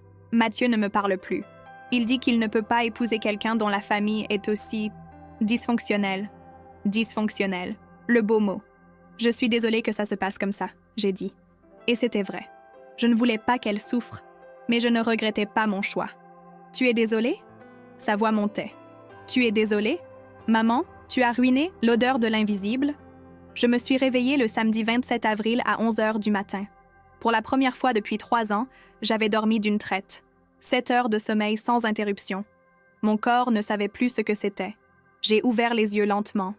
La lumière du jour filtrait à travers mes vieux rideaux en coton. Des particules de poussière dansèrent dans le rayon de soleil. J'ai regardé le plafond, cette fissure familière qui courait d'un coin à l'autre. Et j'ai réalisé où j'étais. Qui j'étais. Ce que j'avais fait la veille. Aucun regret ne m'a envahi. Juste une sensation étrange, presque irréelle. Comme si je m'étais réveillée dans une vie parallèle. Mon téléphone était toujours éteint sur la table de nuit. Je l'ai regardé un long moment sans y toucher. Je savais ce qui m'attendait quand je l'allumerais. Les messages, les appels manqués, la panique, les accusations, peut-être même les insultes, mais je n'étais pas prête. Pas encore. Je me suis levée. J'ai ouvert la fenêtre en grand. L'air frais d'avril est entré dans l'appartement, portant avec lui les odeurs de Paris, le pain chaud de la boulangerie d'en bas, le café du bistrot d'à côté, les pots d'échappement des scooters dans la rue Le Pic. La ville vivait, indifférente à mon petit séisme personnel. Je me suis préparé un vrai petit déjeuner. Pas un café avalé debout entre deux services. Non. J'ai sorti la nappe à carreaux rouges que je gardais pour les grandes occasions. Occasions qui n'arrivaient jamais. Je l'ai étalée sur ma petite table de cuisine. J'ai préparé du café filtre, lentement, en humant l'arôme. J'ai coupé du pain frais en tranches épaisses. J'ai sorti le beurre demi-sel et la confiture d'abricot maison que Madame Nguyen m'avait offerte à Noël et que je n'avais jamais ouverte, la gardant pour un jour spécial. Aujourd'hui était ce jour spécial. Je me suis assise. J'ai tartiné mon pain. J'ai bu mon café à petites gorgées. Et j'ai savouré. Vraiment savouré. Le goût, la texture, la chaleur. Des choses simples que je n'avais plus prises le temps d'apprécier depuis des années. En mangeant, j'ai regardé autour de moi. Mon appartement. Quand l'avais-je vraiment regardé pour la dernière fois? Pas juste traversé en vitesse entre deux moments de sommeil. Vraiment regardé. C'était petit, vétuste même. Les murs avaient besoin d'une couche de peinture. Le parquet grinçait. La cuisine datait des années 80. Mais c'était chez moi. Mon refuge. L'endroit où j'aurais dû me sentir en sécurité, aimée, respectée. Au lieu de ça, c'était devenu juste un lieu où je m'effondrais quelques heures avant de repartir gagner de l'argent pour quelqu'un d'autre. J'ai fini mon petit déjeuner. J'ai fait la vaisselle lentement, sans me presser. Puis je me suis douchée. Une vraie douche, longue, chaude. J'ai laissé l'eau couler sur mes épaules nouées, sur mon dos douloureux. J'ai pris le temps de me laver les cheveux, de les démêler, de me sécher avec une serviette propre. Je me suis regardée dans le miroir embué de la salle de bain. Qui était cette femme? Grise, maigre, marquée par la fatigue, des cernes profonds, des rides prématurées, des cheveux ternes. À 56 ans, j'en paraissais 70. Qu'est-ce que je m'étais fait? J'ai essuyé la buée du miroir. J'ai regardé mes yeux. Ils étaient encore vivants. Quelque part au fond, derrière la fatigue et la résignation, il y avait encore quelque chose. Une petite flamme, fragile, mais présente. Je me suis habillée. Pas ma tenue de travail. Pas mon jean fatigué. Non, j'ai sorti du placard une robe que j'avais achetée il y a 5 ans et jamais portée. Une robe simple, couleur lit de vin, en coton. Elle était un peu grande maintenant, j'avais tellement maigri, mais elle était jolie. Je me suis coiffée. J'ai même mis un peu de rouge à lèvres, un vieux tube retrouvé au fond d'un tiroir. En me regardant dans le miroir, j'ai eu un choc. Je ressemblais presque à quelqu'un. Pas à une ombre, à une personne. Il était 13 heures. Demain, à cette heure-ci, Aurélie devait se marier. Les invités devaient commencer à arriver au château de Maison vers 14 heures. La cérémonie était prévue pour 15 heures, suivie du cocktail, puis du dîner dans les salons du château. Tout ça n'aurait pas lieu. J'ai senti une petite contraction dans la poitrine. Pas du regret, plutôt de l'appréhension. Qu'allait-il se passer? Comment Aurélie allait-elle réagir? Qu'allait dire Mathieu? Et sa famille? Mais ces questions restaient lointaines, comme si elles concernaient quelqu'un d'autre. J'ai pris mon sac, je suis sortie. Dehors, Paris était magnifique. Un samedi d'avril ensoleillé. Les terrasses des cafés étaient pleines. Les gens flânaient sur les trottoirs, légers, insouciants. Les cerisiers du square Suzanne Buisson étaient en fleurs, explosion de roses pâles contre le ciel bleu. J'ai marché, sans but précis, juste marché. Je suis descendue la rue Le Pic, j'ai traversé Pigalle, j'ai continué vers les grands boulevards. Mes jambes me faisaient mal, elles me faisaient toujours mal. Mais c'était différent. Je ne marchais pas pour aller travailler. Je marchais, pour sentir le soleil sur ma peau, pour être vivante. J'ai fini par entrer dans un café, boulevard Haussmann. Un vrai café parisien avec une banquette en velours rouge et des miroirs dorés. Je me suis installée près de la fenêtre. J'ai commandé un thé et un éclair au chocolat. Le serveur m'a apporté ma commande avec un sourire poli. Il ne m'a pas regardée comme une fonction, juste comme une cliente. C'était déjà quelque chose. J'ai mangé mon éclair lentement. Le chocolat fondait sur ma langue. C'était délicieux. Quand avais-je mangé quelque chose juste pour le plaisir, pour la dernière fois? Je ne m'en souvenais même pas. Autour de moi, la vie continuait. Des couples qui discutaient, des groupes d'amis qui riaient. Une vieille dame qui lisait le Figaro. Un jeune homme sur son ordinateur. Tout ce monde qui vivait sa vie, porté par ses joies et ses peines personnelles. J'ai pensé à Aurélie. Que faisait-elle en ce moment? Essayait-elle encore de me joindre? Pleurait-elle? Était-elle en colère? Une part de moi voulait savoir. Une autre part, la plus grande, s'en fichait. C'était étrange. Pendant 28 ans, Aurélie avait été le centre de mon univers. Chaque décision que je prenais, chaque sacrifice que je faisais, c'était pour elle. Et maintenant? Maintenant, j'étais assise dans un café, en train de manger un éclair, et elle n'était plus là, au centre. Elle était juste, quelque part. Quelqu'un que j'avais aimé. Quelqu'un qui m'avait fait mal. J'ai fini mon thé. J'ai payé. 15 €. Avant, 15 € pour un thé et un éclair, ça m'aurait semblé scandaleux. Un gaspillage impardonnable. Maintenant, ça me semblait juste normal. Un petit plaisir que je m'offrais. Je suis rentrée chez moi vers 17 h. En arrivant devant mon immeuble, j'ai vu quelqu'un assis sur les marches de l'entrée. Une silhouette que je connaissais. Aurélie. Elle a levé la tête en m'entendant approcher. Son visage était ravagé, yeux rouges, maquillage coulé, cheveux en désordre. Elle avait l'air d'avoir pleuré pendant des heures. Elle s'est levée d'un bond. « Maman! Enfin, tu étais où? J'ai essayé de t'appeler des dizaines de fois. Ton téléphone est éteint. » Je l'ai regardée calmement. « Bonjour Aurélie. »« Bonjour. Bonjour. » Sa voix montait dans les aigus. « Maman, qu'est-ce que tu as fait? Pourquoi tu as tout annulé? Pourquoi tu as fait opposition au chèque? Le mariage, c'est demain. Demain! Je sais quel jour on est. Alors explique-moi. Explique-moi pourquoi tu as détruit mon mariage. » Des voisins commençaient à regarder par leurs fenêtres. Je ne voulais pas de scène dans la rue. « Monte. On va parler à l'intérieur. » Elle m'a suivie dans les escaliers. À l'intérieur de l'appartement, elle s'est mise à faire les 100 pas comme un animal en cage. « Maman, il faut que tu répares ça, tout de suite. Tu rappelles tous les prestataires, tu leur dis que c'était une erreur, tu refais les virements. » Non, le mot est sorti net. Définitif. Aurélie s'est figée. « Comment ça, non? Je ne referai rien de tout ça. » Mais tu ne peux pas faire ça. Le mariage est dans 24 heures. Les invités arrivent demain. La famille de Mathieu, tu imagines l'humiliation? Tu imagines ce que sa mère va penser? Ce que sa mère va penser. J'ai répété doucement. C'est ça qui te préoccupe? Ce que pense la mère de Mathieu? Bien sûr que ça me préoccupe. Nous allons être la risée de tout le monde. Comment tu veux qu'on explique ça? Que ma mère a fait une crise de folie 2 jours avant mon mariage? Une crise de folie. C'était donc ça. Ce n'est pas une crise de folie, Aurélie. Alors quoi? C'est quoi? De la vengeance? Parce que j'ai dit quelque chose qui t'a blessé hier? Mais maman, sérieux? Tu vas détruire mon mariage pour ça? Quelque chose qui m'a blessée. Comme si c'était juste un petit désaccord sans importance. Je me suis assise dans mon fauteuil. Je l'ai regardée. Cette femme de 28 ans qui tournait en rond dans mon salon, au bord de l'hystérie. « Tu te souviens de ce que tu m'as dit hier? » Elle a eu un geste d'impatience. « Je sais pas, j'ai dit un truc sur ton odeur, c'est ça? Maman, j'étais stressée, j'ai dit une connerie, mais... Mes amis vont rire si elles te voient avec cette odeur de femme de ménage. » Elle s'est tue. Le silence est tombé entre nous, lourd, épais. C'est exactement ce que tu as dit. J'ai continué d'une voix calme. « Pas maman, tu sens un peu fort? Tu ne peux pas aller te changer? » Non. Tu as dit que tes amis allaient rire de moi, parce que je sentais le travail. Le travail que je fais depuis 3 ans, 7 jours sur 7, pour payer ton mariage de princesse. Maman, j'ai pas voulu. Laisse-moi finir. Ma voix était douce mais ferme. Pendant 3 ans, Aurélie, j'ai travaillé 84 heures par semaine.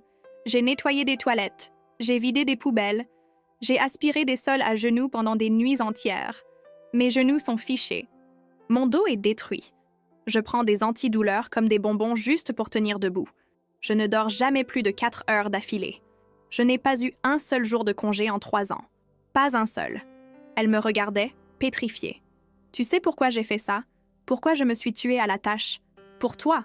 pour ton mariage, parce que tu voulais un château à Versailles et des pivoines blanches et un DJ à 1500 € et une robe à 4000 €.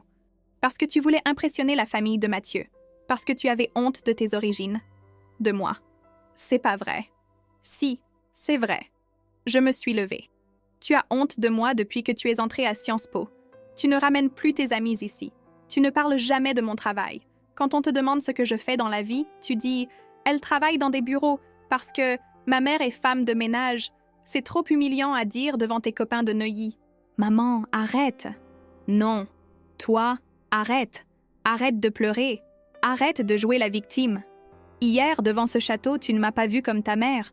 Tu m'as vue comme une gêne, quelque chose à cacher, quelque chose qui sent mauvais et qui pourrait ternir ton image. Les larmes coulèrent sur ses joues. Je suis désolée. Je suis vraiment désolée. J'ai dit une connerie, je le sais. Mais maman, c'est mon mariage.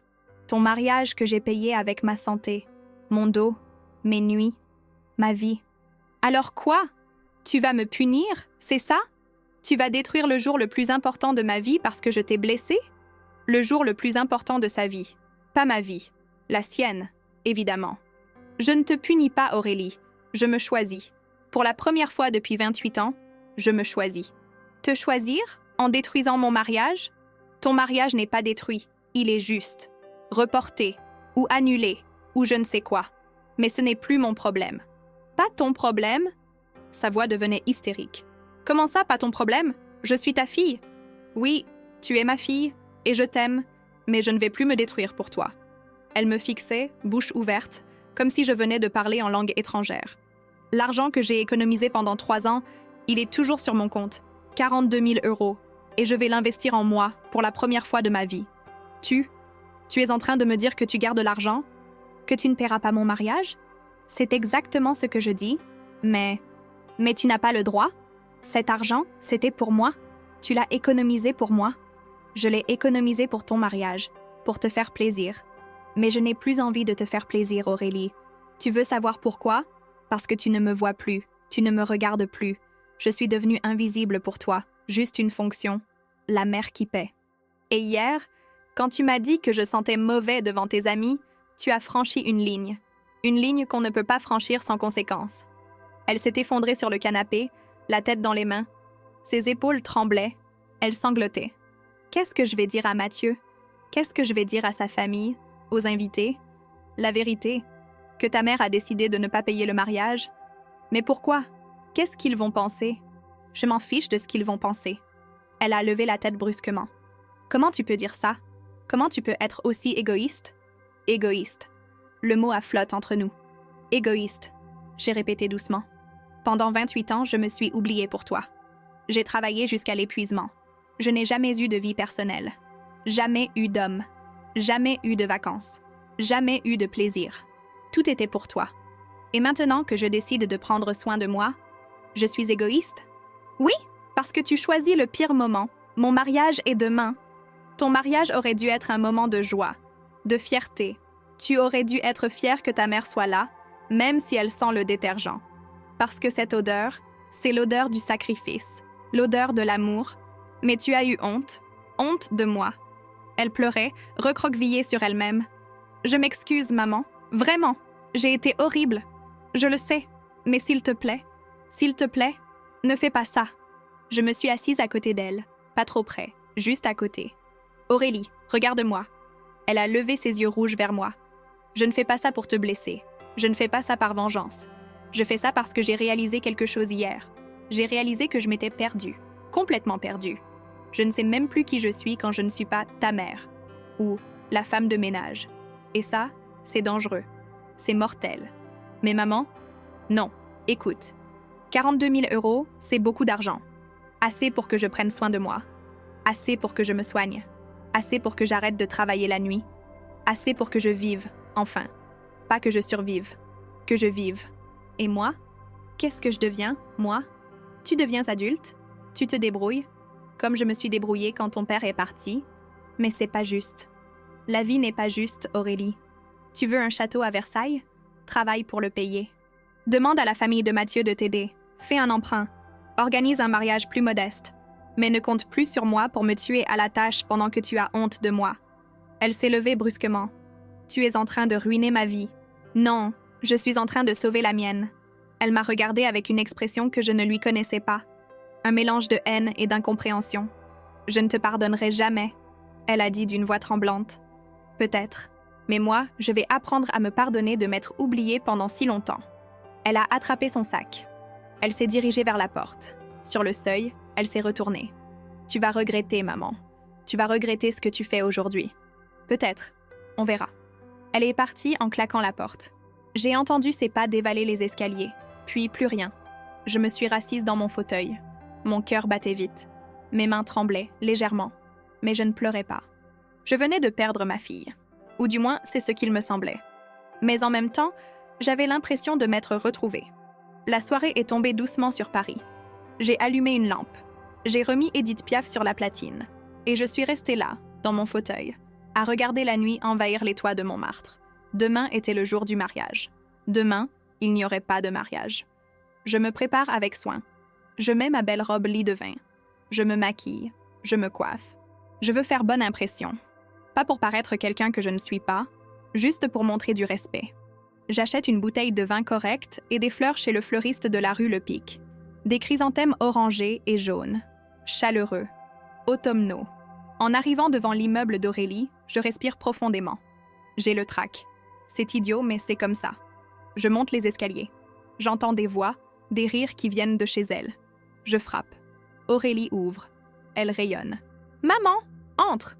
L'appartement est plein. Samir est là, un grand jeune homme aux cheveux noirs, au sourire chaleureux. Et ses parents. Le père, un homme d'une 60aine d'années, petit, avec une moustache grise et des yeux pétillants. La mère, une femme ronde, enveloppée dans une robe colorée, qui sent bon le jasmin. « Maman, je te présente Samir. » Samir, ma mère, Solange. Samir me serre la main avec franchise. « Enchantée, Madame Mercier. Aurélie m'a beaucoup parlé de vous. »« En bien, j'espère. » Il rit. « Toujours en bien. » Et voici mes parents, Fatima et Mohamed. La mère de Samir s'approche et, à ma grande surprise, me prend dans ses bras. « Ah, la maman d'Aurélie! Bienvenue, bienvenue !» Son mari me serre la main avec un large sourire. « C'est un plaisir de vous rencontrer, madame. Appelez-moi Solange, s'il vous plaît. » On s'installe autour de la petite table qu'Aurélie a agrandie avec une planche posée sur des tréteaux. C'est bricolé, mais c'est charmant. Elle a mis une belle nappe, des bougies, des fleurs. Fatima a apporté des plats marocains. Un tagine d'agneau au pruneau, du couscous maison, des salades fraîches, des pâtisseries au miel. C'est une fête de saveurs et de couleurs. On mange, on parle.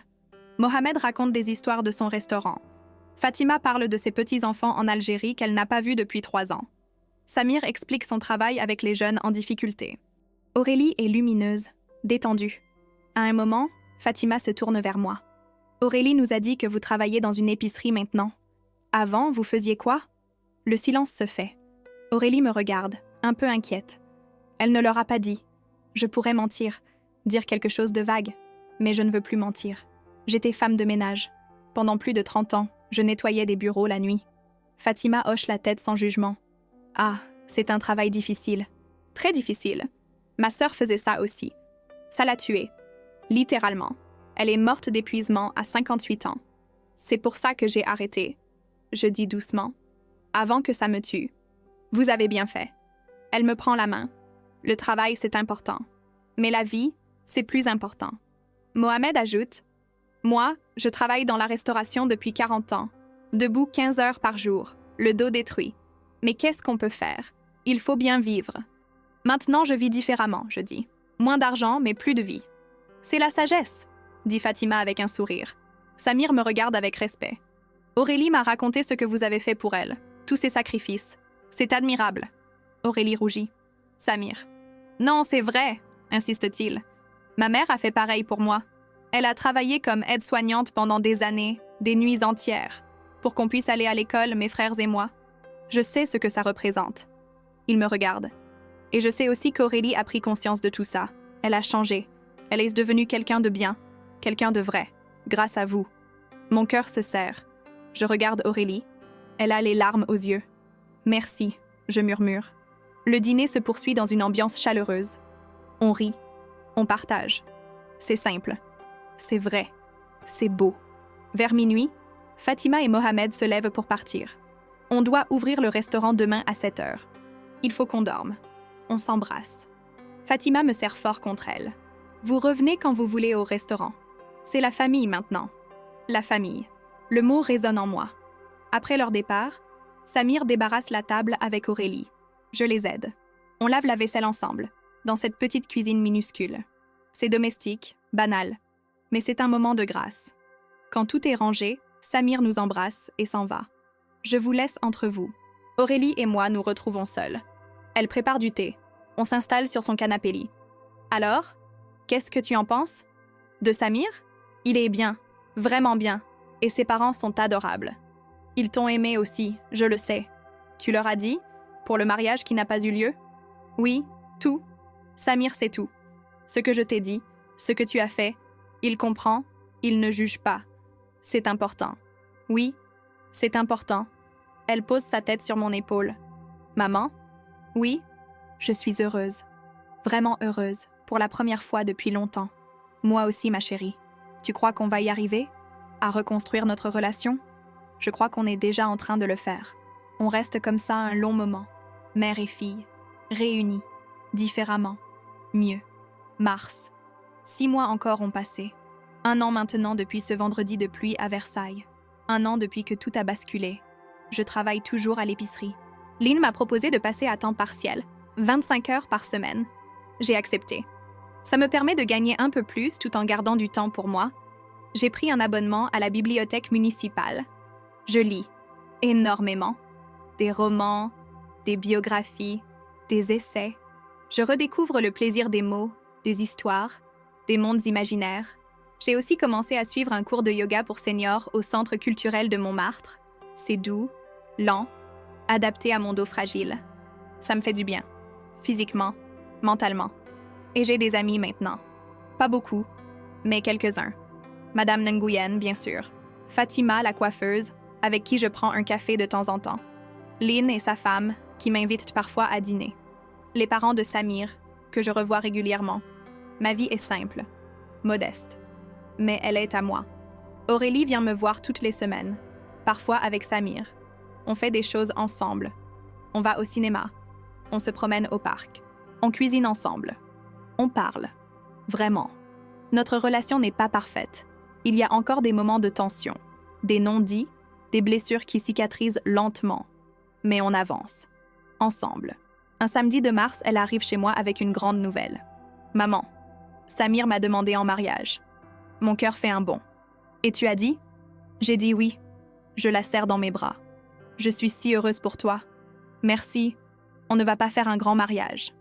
Juste quelque chose de simple. À la mairie. Puis un repas avec la famille et les amis proches. Rien d'extravagant. C'est parfait. Et maman? Elle me regarde dans les yeux. Je voudrais que tu sois mon témoin. Les larmes me montent aux yeux. Tu es sûre? Absolument sûre. C'est toi qui devrais être à mes côtés. Personne d'autre? Je la serre contre moi. Ce sera un honneur. Le mariage a lieu en juin, un samedi ensoleillé, à la mairie du 20e arrondissement. Une petite salle simple avec des chaises en bois et des fenêtres qui donnent sur une cour intérieure. Nous sommes une vingtaine, famille et amis proches. Aurélie porte une robe blanche simple, achetée chez Zara. Elle est pieds nus dans des sandales dorées. Ses cheveux sont lâchés, ornés de quelques fleurs blanches. Elle est magnifique, naturelle, rayonnante. Samir porte un costume gris clair. Ses parents sont là, émus. Sa mère pleure déjà avant même que la cérémonie commence. Moi, je porte une robe bleu ciel que j'ai achetée exprès pour l'occasion. Mes cheveux sont coiffés, j'ai mis du rouge à lèvres. Je me sens bien, présente. Le maire fait son discours, puis c'est le moment des signatures. Aurélie signe, Samir signe, puis c'est mon tour. Je prends le stylo. Ma main tremble légèrement. Pas de peur, d'émotion. Je signe. Solange Mercier, témoin. Je suis témoin. Témoin de son bonheur. Témoin de sa nouvelle vie. Témoin de sa renaissance. Après la mairie, on se rend au restaurant des parents de Samir à Barbès. Ils ont fermé pour la journée et ont préparé un festin. Table mise bout à bout. Nappe blanche, fleurs partout, plats marocains et français mélangés. Un métissage culinaire à l'image du couple. On mange, on boit, on rit, on danse. Samir et Aurélie ouvrent le bal sur une chanson de Charles Aznavour. La bohème. Ils tournent lentement, enlacés, perdus dans leur bulle. Je les regarde. Mon cœur est plein, tellement plein. À un moment, Aurélie vient me chercher. « Maman, viens danser avec moi. » Je ne sais pas danser. « On s'en fiche, viens. » Elle m'entraîne sur la piste improvisée. Une chanson douce commence. Édith Piaf. La vie en rose. Nous dansons, maladroitement, tendrement. « Merci, maman. » Elle murmure à mon oreille. « Pourquoi tu me remercies ? Pour tout. Pour m'avoir donné la vie. Pour m'avoir élevée. Pour avoir posé des limites quand j'en avais besoin. Pour m'avoir laissé tomber pour que j'apprenne à me relever. Pour tout. Tu n'as pas à me remercier ? Si, j'ai à te remercier et à te dire que je suis fière de toi, fière de la femme que tu es, fière d'être ta fille. Je pleure. Elle pleure. Nous dansons en pleurant, enlacés, mère et fille, enfin réconciliés. La fête se poursuit jusqu'à tard dans la nuit. Vers minuit, fatiguée mais heureuse, je décide de rentrer. Aurélie me raccompagne jusqu'à la station de métro. « Tu es sûre que tu ne veux pas dormir chez nous ? On a un canapé-lit. » « Non, ma chérie. J'ai besoin de rentrer chez moi, de retrouver mon lit, mon appartement. »« D'accord. Merci d'être venue. Merci d'avoir été là. C'est normal, tu es ma fille. Je serai toujours là. Mais différemment maintenant. »« Oui, différemment. Mieux. » On s'embrasse longuement. Puis je descends dans le métro, dans la rame presque vide. Il est tard. Je regarde mon reflet dans la vitre sombre. Cette femme de 57 ans, avec sa robe bleu ciel un peu froissée, son maquillage légèrement bavé, ses cheveux un peu décoiffés par la danse. Cette femme qui sourit toute seule. Cette femme qui a survécu. Cette femme qui a osé dire non. Cette femme qui a choisi de vivre. C'est moi, Solange Mercier. Et je suis fière d'elle. Septembre. 3 mois après le mariage d'Aurélie. 2 ans après mon réveil. Je suis assise à la terrasse d'un café, place du Tertre, à Montmartre. C'est une belle journée de fin d'été. Les touristes se pressent autour des peintres de rue. Un accordéoniste joue. Sous le ciel de Paris. L'air est doux, doré. Je bois un café. Je lis un livre. Les années, d'Annie Ernaux. L'histoire d'une femme qui traverse le temps, qui observe sa vie et celle de sa génération. Ça me parle, profondément. Mon téléphone vibre. Un message d'Aurélie. Une photo. Elle, Samir, et entre eux. Une échographie. Mon cœur s'arrête. Le message qui suit. Maman, tu vas être grand-mère. On est enceinte de 3 mois. On voulait t'attendre d'être sûre avant de te le dire. Je suis si heureuse. Et j'espère que toi aussi. Grand-mère, je vais être grand-mère. Les larmes coulent sur mes joues.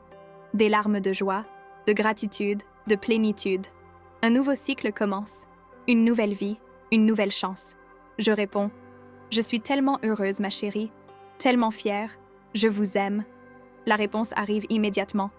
On t'aime aussi, maman. Et le bébé t'aimera. Je lui raconterai qui tu es, ce que tu as fait, comment tu t'es battue. Tu seras son héroïne, comme tu es la mienne. Son héroïne. Moi, Solange Mercier, femme de ménage à la retraite, vendeuse dans une épicerie bio, femme qui a dit non un jour de pluie. Je range mon téléphone. Je regarde autour de moi.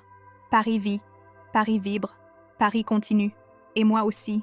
Je pense à cette phrase qu'Édith Piaf chantait et que j'écoutais en boucle il y a 2 ans, dans mon fauteuil, après avoir tout annulé. Non, je ne regrette rien. Je ne regrette rien. Ni la douleur, ni la rupture, ni les larmes, ni la solitude. Parce que tout ça m'a menée ici, à cette terrasse, à ce café, à cette vie, à cette paix. J'ai appris qu'on peut s'aimer soi-même sans égoïsme, qu'on peut poser des limites sans cruauté, qu'on peut dire non sans cesser d'aimer. J'ai appris qu'être mère ne signifie pas disparaître, que donner ne doit pas être un sacrifice qui vous tue, que l'amour vrai laisse respirer. J'ai appris qu'il n'est jamais trop tard pour se choisir, pour se reconstruire, pour renaître. À 57 ans, j'ai recommencé ma vie, et elle est belle, modeste, mais belle. Je finis mon café, je ferme mon livre, je me lève. Il est temps de rentrer, chez moi, dans mon petit appartement sous les toits de Montmartre, dans mon refuge, dans ma vie. En marchant dans les rues pavées, je croise mon reflet dans une vitrine. Et cette fois, je souris à cette femme que je vois. Je la reconnais. Je l'aime. C'est moi, Solange Mercier. Et je n'ai plus peur de mon odeur, parce que maintenant, je sens la vie, ma vie. enfin. 6 mois ont passé depuis ce vendredi de pluie à Versailles. Nous sommes maintenant en octobre. Paris a revêtu ses couleurs d'automne. Les marronniers du Sacré-Cœur jettent leurs feuilles dorées sur les pavés de Montmartre. L'air a cette qualité cristalline particulière au matin d'octobre, quand l'été refuse encore de céder complètement sa place à l'hiver. Je me réveille à 8 heures. Pas besoin de réveil. Mon corps a retrouvé un rythme naturel. Je ne travaille plus la nuit. Je ne me tue plus à la tâche. J'existe simplement. Mon appartement a changé. Pas énormément. Je n'ai pas les moyens de grands travaux, mais suffisamment pour que je m'y sente chez moi. J'ai repeint les murs d'un blanc cassé lumineux.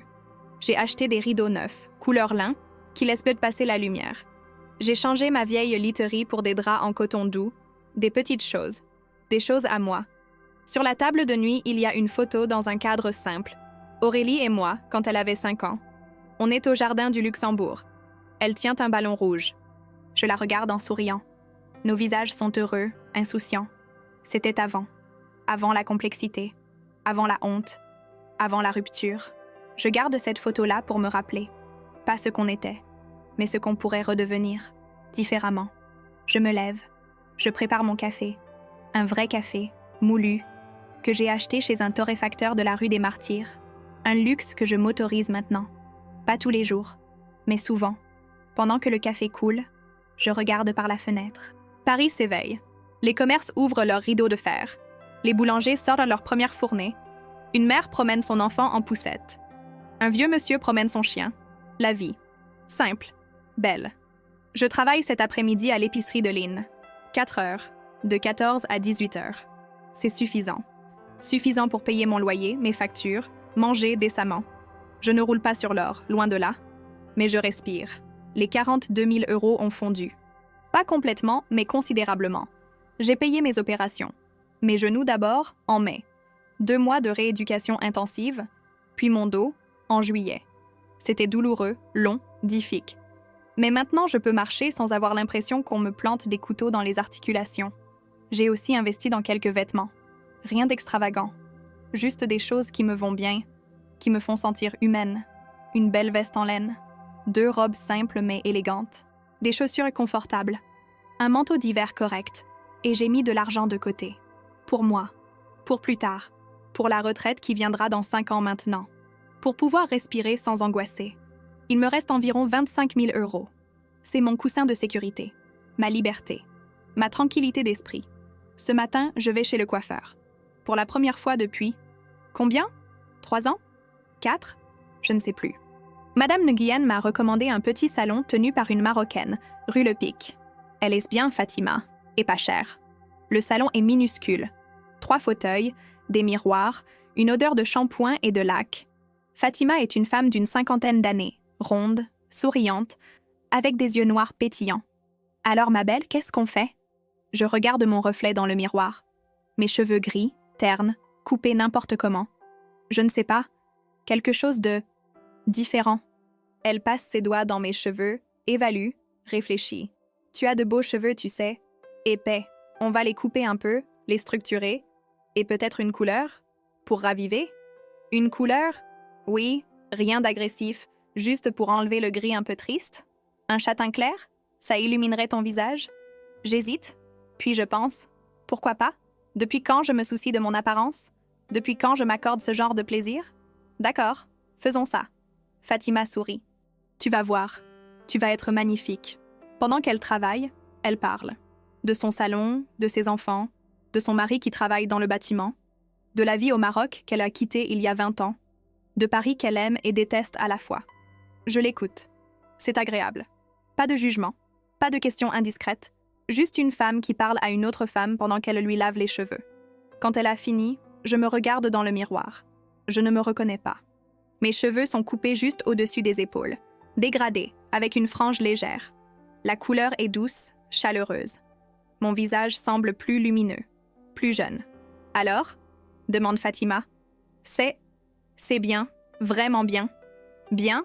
Ma chérie, tu es magnifique. Regarde-toi. Je me regarde. Et oui, pour la première fois depuis longtemps, je me trouve presque jolie. Pas belle, mais vivante, présente. En sortant du salon, je croise mon reflet dans les vitrines. Je m'arrête. Qui est cette femme? Cette femme aux cheveux châtain clair, qui porte une jolie veste en laine et qui marche la tête haute, c'est moi, Solange Mercier. 56 ans, femme de ménage à la retraite, vendeuse dans une épicerie bio, mère imparfaite d'une fille en reconstruction. C'est moi. Et pour la première fois, ça me suffit. L'après-midi, à l'épicerie, les clients remarquent. « Oh, Solange, vous êtes allée chez le coiffeur? Ça vous va très bien? Vous avez rajeuni de 10 ans. Quelle élégance! » Je rougis. Je ne suis pas habituée aux compliments, mais ça fait du bien. Tellement du bien. Lynn me fait un clin d'œil. Ma tante avait raison. Vous êtes une belle femme, Madame Solange. Je souris. Je range des légumes. Je conseille une cliente sur les courges d'automne. Je pèse des pommes. Des gestes simples. Des interactions humaines. De la normalité. À 18h, je ferme le magasin avec Lynn. Il me paie en liquide, 5 billets de 20 €. À lundi, Madame Solange. À lundi. Je remonte vers Montmartre à pied. C'est une belle soirée d'octobre. Le soleil décline doucement, teintant Paris de rose et d'or. Les terrasses des cafés sont pleines. Les gens boivent, rient, profitent. En passant devant le café des Deux Moulins, celui où a été tourné le fabuleux destin d'Amélie Poulain, j'hésite. Puis je pousse la porte. Je m'installe à une petite table près de la fenêtre. Je commande un verre de vin blanc et une assiette de charcuterie. C'est cher. 23 €. Avant, ça m'aurait semblé obscène. Maintenant, c'est un moment. Un moment pour moi. Je savoure. Le vin frais sur ma langue, le jambon qui fond, le fromage crémeux, la baguette croustillante, les saveurs, les textures, la vie. Autour de moi, les conversations se mêlent. Un couple qui planifie des vacances, des amis qui débattent de politique. Une femme seule, comme moi, qui lit un livre en buvant un café. Je ne suis plus invisible. Ou plutôt, je ne me sens plus invisible. Parce que je me vois moi-même. Enfin, mon téléphone vibre. Un message d'Aurélie. « Maman, tu es libre demain soir? Je voudrais t'inviter à dîner chez moi. » Mon cœur se serre. Pas de peur, d'émotion. Depuis juin, on se voit environ une fois par mois. Toujours dans des lieux neutres. Un café, une promenade au parc, des moments courts, contrôlés. Jamais chez elle. Jamais d'intimité véritable. Mais là, elle m'invite. Chez elle. C'est un pas. Un grand pas. Je réponds « Oui, avec plaisir ». 3 petits cœurs en réponse. Puis « À demain alors? 19h30 ?» Parfait. Je finis mon verre de vin. Je paye. Je sors dans la nuit tombante. En rentrant chez moi, je passe devant la boulangerie où je prenais mon pain tous les matins quand je rentrais de mes nuits de travail. Monsieur Dufour, le boulanger, est en train de fermer. « Madame Solange, ça fait longtemps. Vous allez bien? » « Très bien, monsieur Dufour. Et vous? » « Comme toujours. » On fait aller. « Au fait, votre fille est passée hier. Elle m'a dit que vous alliez mieux. Aurélie est venue ici? Elle a parlé de moi? Ah bon? Oui? Elle m'a dit que vous aviez arrêté de travailler la nuit, que vous vous soigniez. Elle avait l'air contente, fière même, fière. Le mot résonne en moi longtemps après avoir dit au revoir à monsieur Dufour. Aurélie était fière. De moi. Cette nuit-là, je dors d'un sommeil profond, sans rêve. Et quand je me réveille le lendemain matin, c'est avec une sensation étrange dans la poitrine. De l'anticipation, de l'espoir. La journée passe lentement. Je lis. Je fais du ménage. Ironique, non? Je nettoie mon propre appartement maintenant avec une forme de plaisir. C'est chez moi. Je ne suis pas payée pour le faire. Je le fais parce que j'aime que ce soit propre et accueillant. À 19h, je me prépare. Je mets une de mes nouvelles robes, bleu marine, simple mais élégante. Je me maquille légèrement, un peu de mascara, du rouge à lèvres. Je me regarde dans le miroir. Cette femme qui me regarde, je commence à l'aimer. Je prends le métro jusqu'à Belleville. En marchant vers l'immeuble d'Aurélie, je sens mon cœur battre plus vite. Je ne sais pas à quoi m'attendre. Est-ce que ce sera facile? Difficile? Douloureux?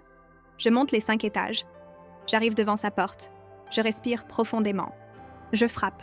Aurélie ouvre. Elle aussi a changé. Ses cheveux sont plus courts, plus naturels. Elle ne porte pas de maquillage. Juste un jean et un pull. Elle sourit.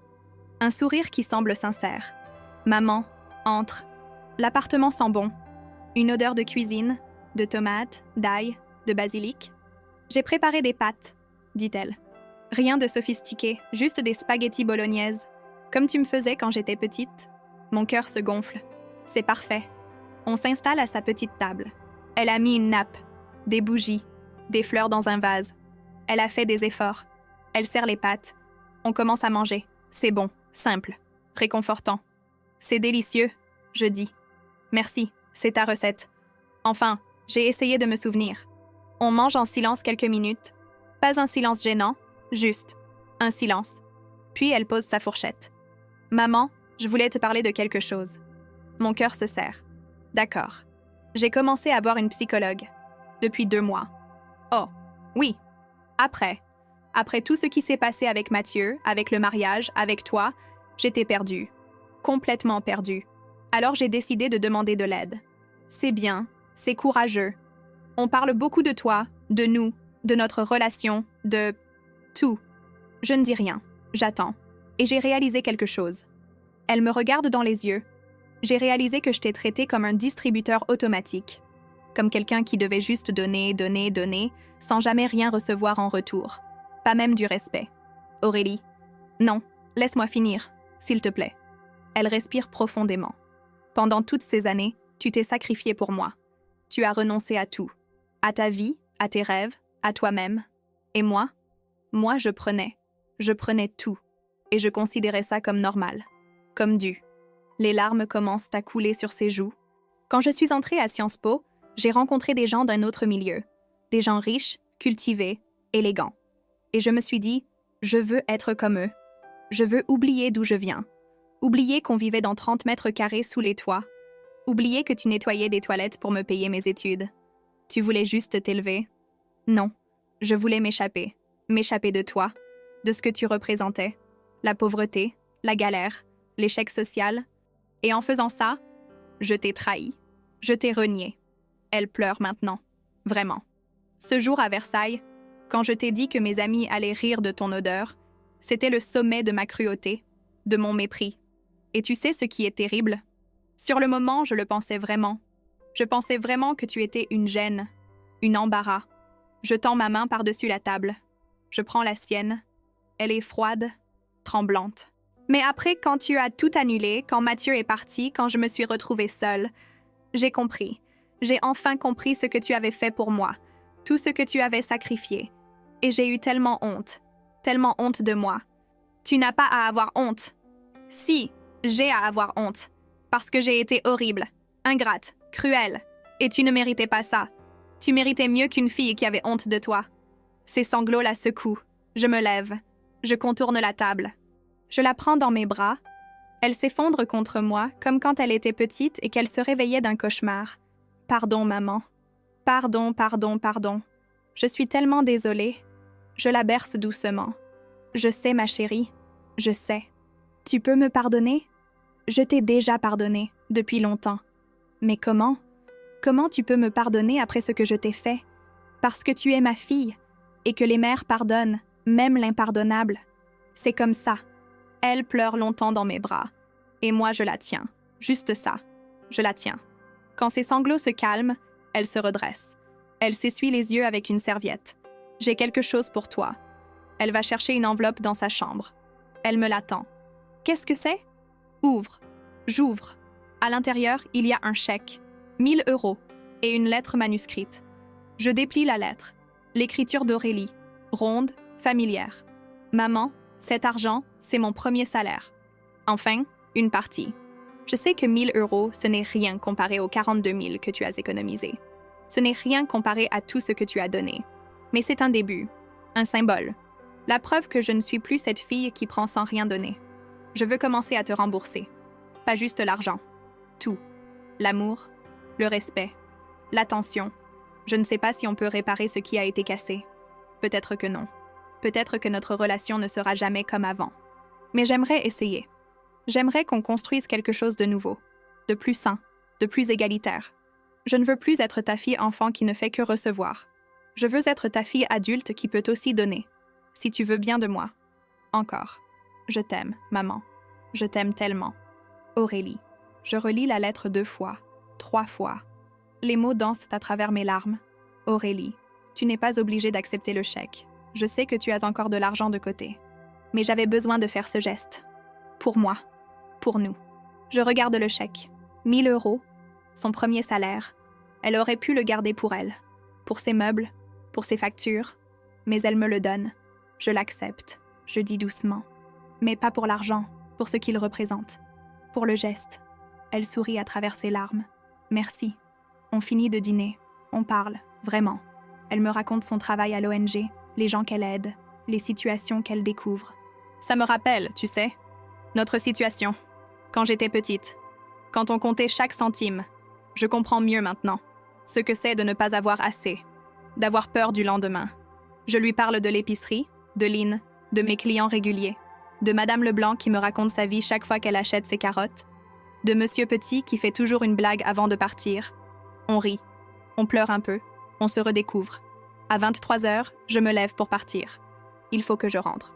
Attends, elle va chercher quelque chose. Je voulais te montrer ça. Elle me tend son téléphone. Sur l'écran, une photo Instagram. Elle, souriante, avec un groupe de collègues. La légende dit « Journée solidarité avec mes collègues incroyables. Fière du travail qu'on fait. Gla ONG, solidarité, barre, fierté. Regarde les commentaires, dit-elle. Je fais défiler. Des likes, des cœurs. Et puis, un commentaire d'un certain Mathieu Delorme. Belle initiative. Bravo pour ce que tu fais. Je lève les yeux vers Aurélie. Mathieu? Oui, on s'est reparlé. Pas pour se remettre ensemble, juste. Pour faire la paix. Il s'excuse pour la façon dont ça s'est terminé. Il dit qu'il a été lâche, qu'il aurait dû me défendre. Et toi, tu lui as pardonné? Je ne sais pas. Peut-être. Un jour. Mais je ne veux pas revenir en arrière. Cette vie-là, avec lui, avec sa famille, avec ses attentes, ce n'était pas moi. Ce n'est pas moi. Qui es-tu alors? Elle réfléchit. Je suis la fille de Solange Mercier, une femme courageuse qui a travaillé toute sa vie pour me donner une chance. Et je suis fière de ça. Enfin, mon cœur se gonfle. Moi aussi, je suis fière de toi. On s'embrasse sur le pas de la porte. Un vrai baiser. Pas une bise rapide. Une étreinte longue, sincère. À bientôt, maman. À bientôt, ma chérie. Dans le métro du retour, je relis la lettre d'Aurélie, je regarde le chèque et je pleure. Mais ce sont des larmes différentes. Pas de douleur, de soulagement, d'espoir, de quelque chose qui ressemble à du bonheur. Les semaines passent. Aurélie et moi, on se voit plus régulièrement. 1 fois par semaine maintenant. Parfois chez elle, parfois chez moi, parfois dans un café. On apprend à se connaître autrement. Pas comme mère et fille dans une relation déséquilibrée, mais comme 2 femmes. 2 personnes qui s'aiment malgré les blessures. Un dimanche de novembre, elle vient chez moi pour déjeuner. Je prépare un pot-au-feu. Ça mijote depuis le matin. L'appartement sent bon les légumes, le bouillon, les herbes. Elle arrive avec un bouquet de fleurs. Pour toi. Elles sont belles, merci. Je mets les fleurs dans un vase. On s'installe à table, on mange, on parle de tout et de rien. Du temps, des voisins, d'un livre qu'elle a lu et qu'elle pense que j'aimerais. Après le déjeuner, on s'installe au salon avec du thé. Elle regarde autour d'elle. C'est joli ici maintenant. Tu as vraiment embelli l'endroit. Oui, petit à petit. Ça fait du bien. Maman, je peux te poser une question? Bien sûr. Tu regrettes ce que tu as fait, d'avoir annulé le mariage? Je réfléchis longuement. C'est une question importante. Une question qui mérite une réponse honnête. Non, je ne regrette pas. Sur le moment, c'était impulsif, douloureux, mais nécessaire. Si je n'avais pas fait ça, je serais morte. Pas physiquement, mais intérieurement. J'aurais continué à m'effacer jusqu'à disparaître complètement. Elle hoche la tête lentement. Et tu sais ce qui est étrange? Je continue. Je pense que c'était nécessaire pour toi aussi. Tu étais sur un chemin qui n'était pas le tien. Tu essayais d'être quelqu'un que tu n'es pas. Et maintenant? Maintenant, tu es toi. Vraiment toi. C'est vrai. Je suis plus heureuse maintenant. Dans mon petit studio, avec mon petit salaire, en faisant un travail qui a du sens. Je suis plus heureuse que je ne l'aurais jamais été en tant que Madame Delorme dans un appartement de Neuilly. Alors c'était le bon choix, pour nous 2. Elle pose sa tasse de thé. Maman, il y a autre chose que je voulais te dire. Oui? J'ai rencontré quelqu'un. Mon cœur fait un petit bond. Ah oui?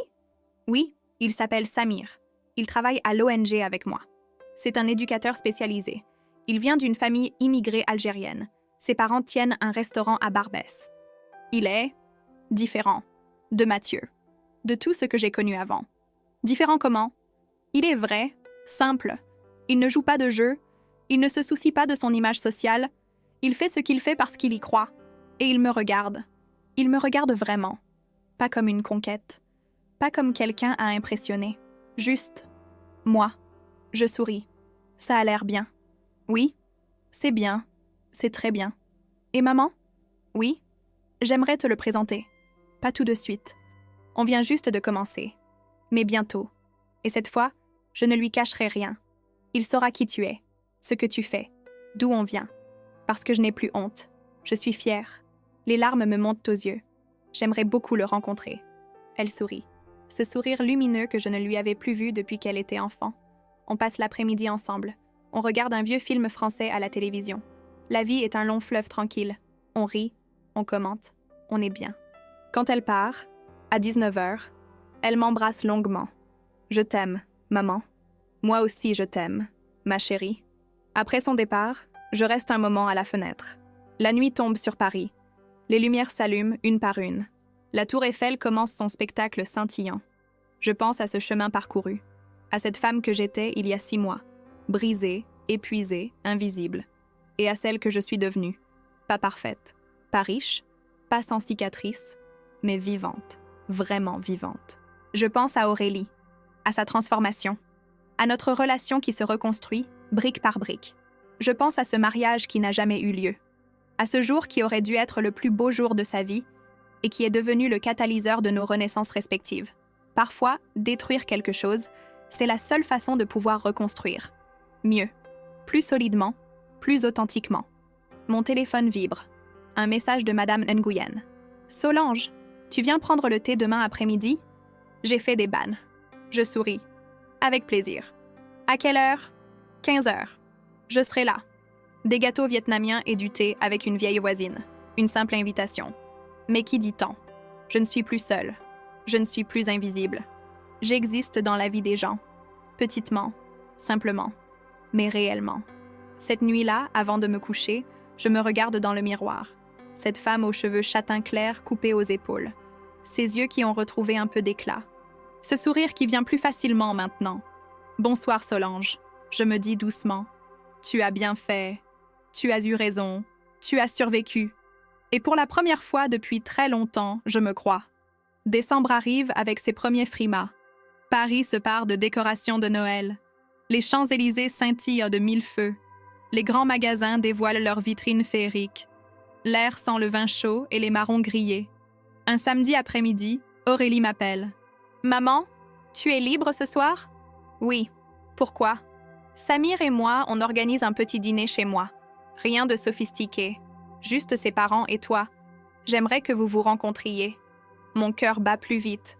Rencontrer le petit ami, rencontrer ses parents, c'est un pas important. Je serai là. Super. 19h. Parfait. Je me prépare avec soin. Je mets ma belle robe lit de vin. Je me maquille. Je me coiffe. Je veux faire bonne impression. Pas pour paraître quelqu'un que je ne suis pas. Juste, mes amies vont rire si elles te voient avec cette odeur de femme de ménage. Elle a dit avec dégoût avant la cérémonie. J'ai juste souhaité bonne chance et je suis partie. Et le jour J, elle a pleuré en découvrant qu'aucun paiement de l'événement n'avait été fait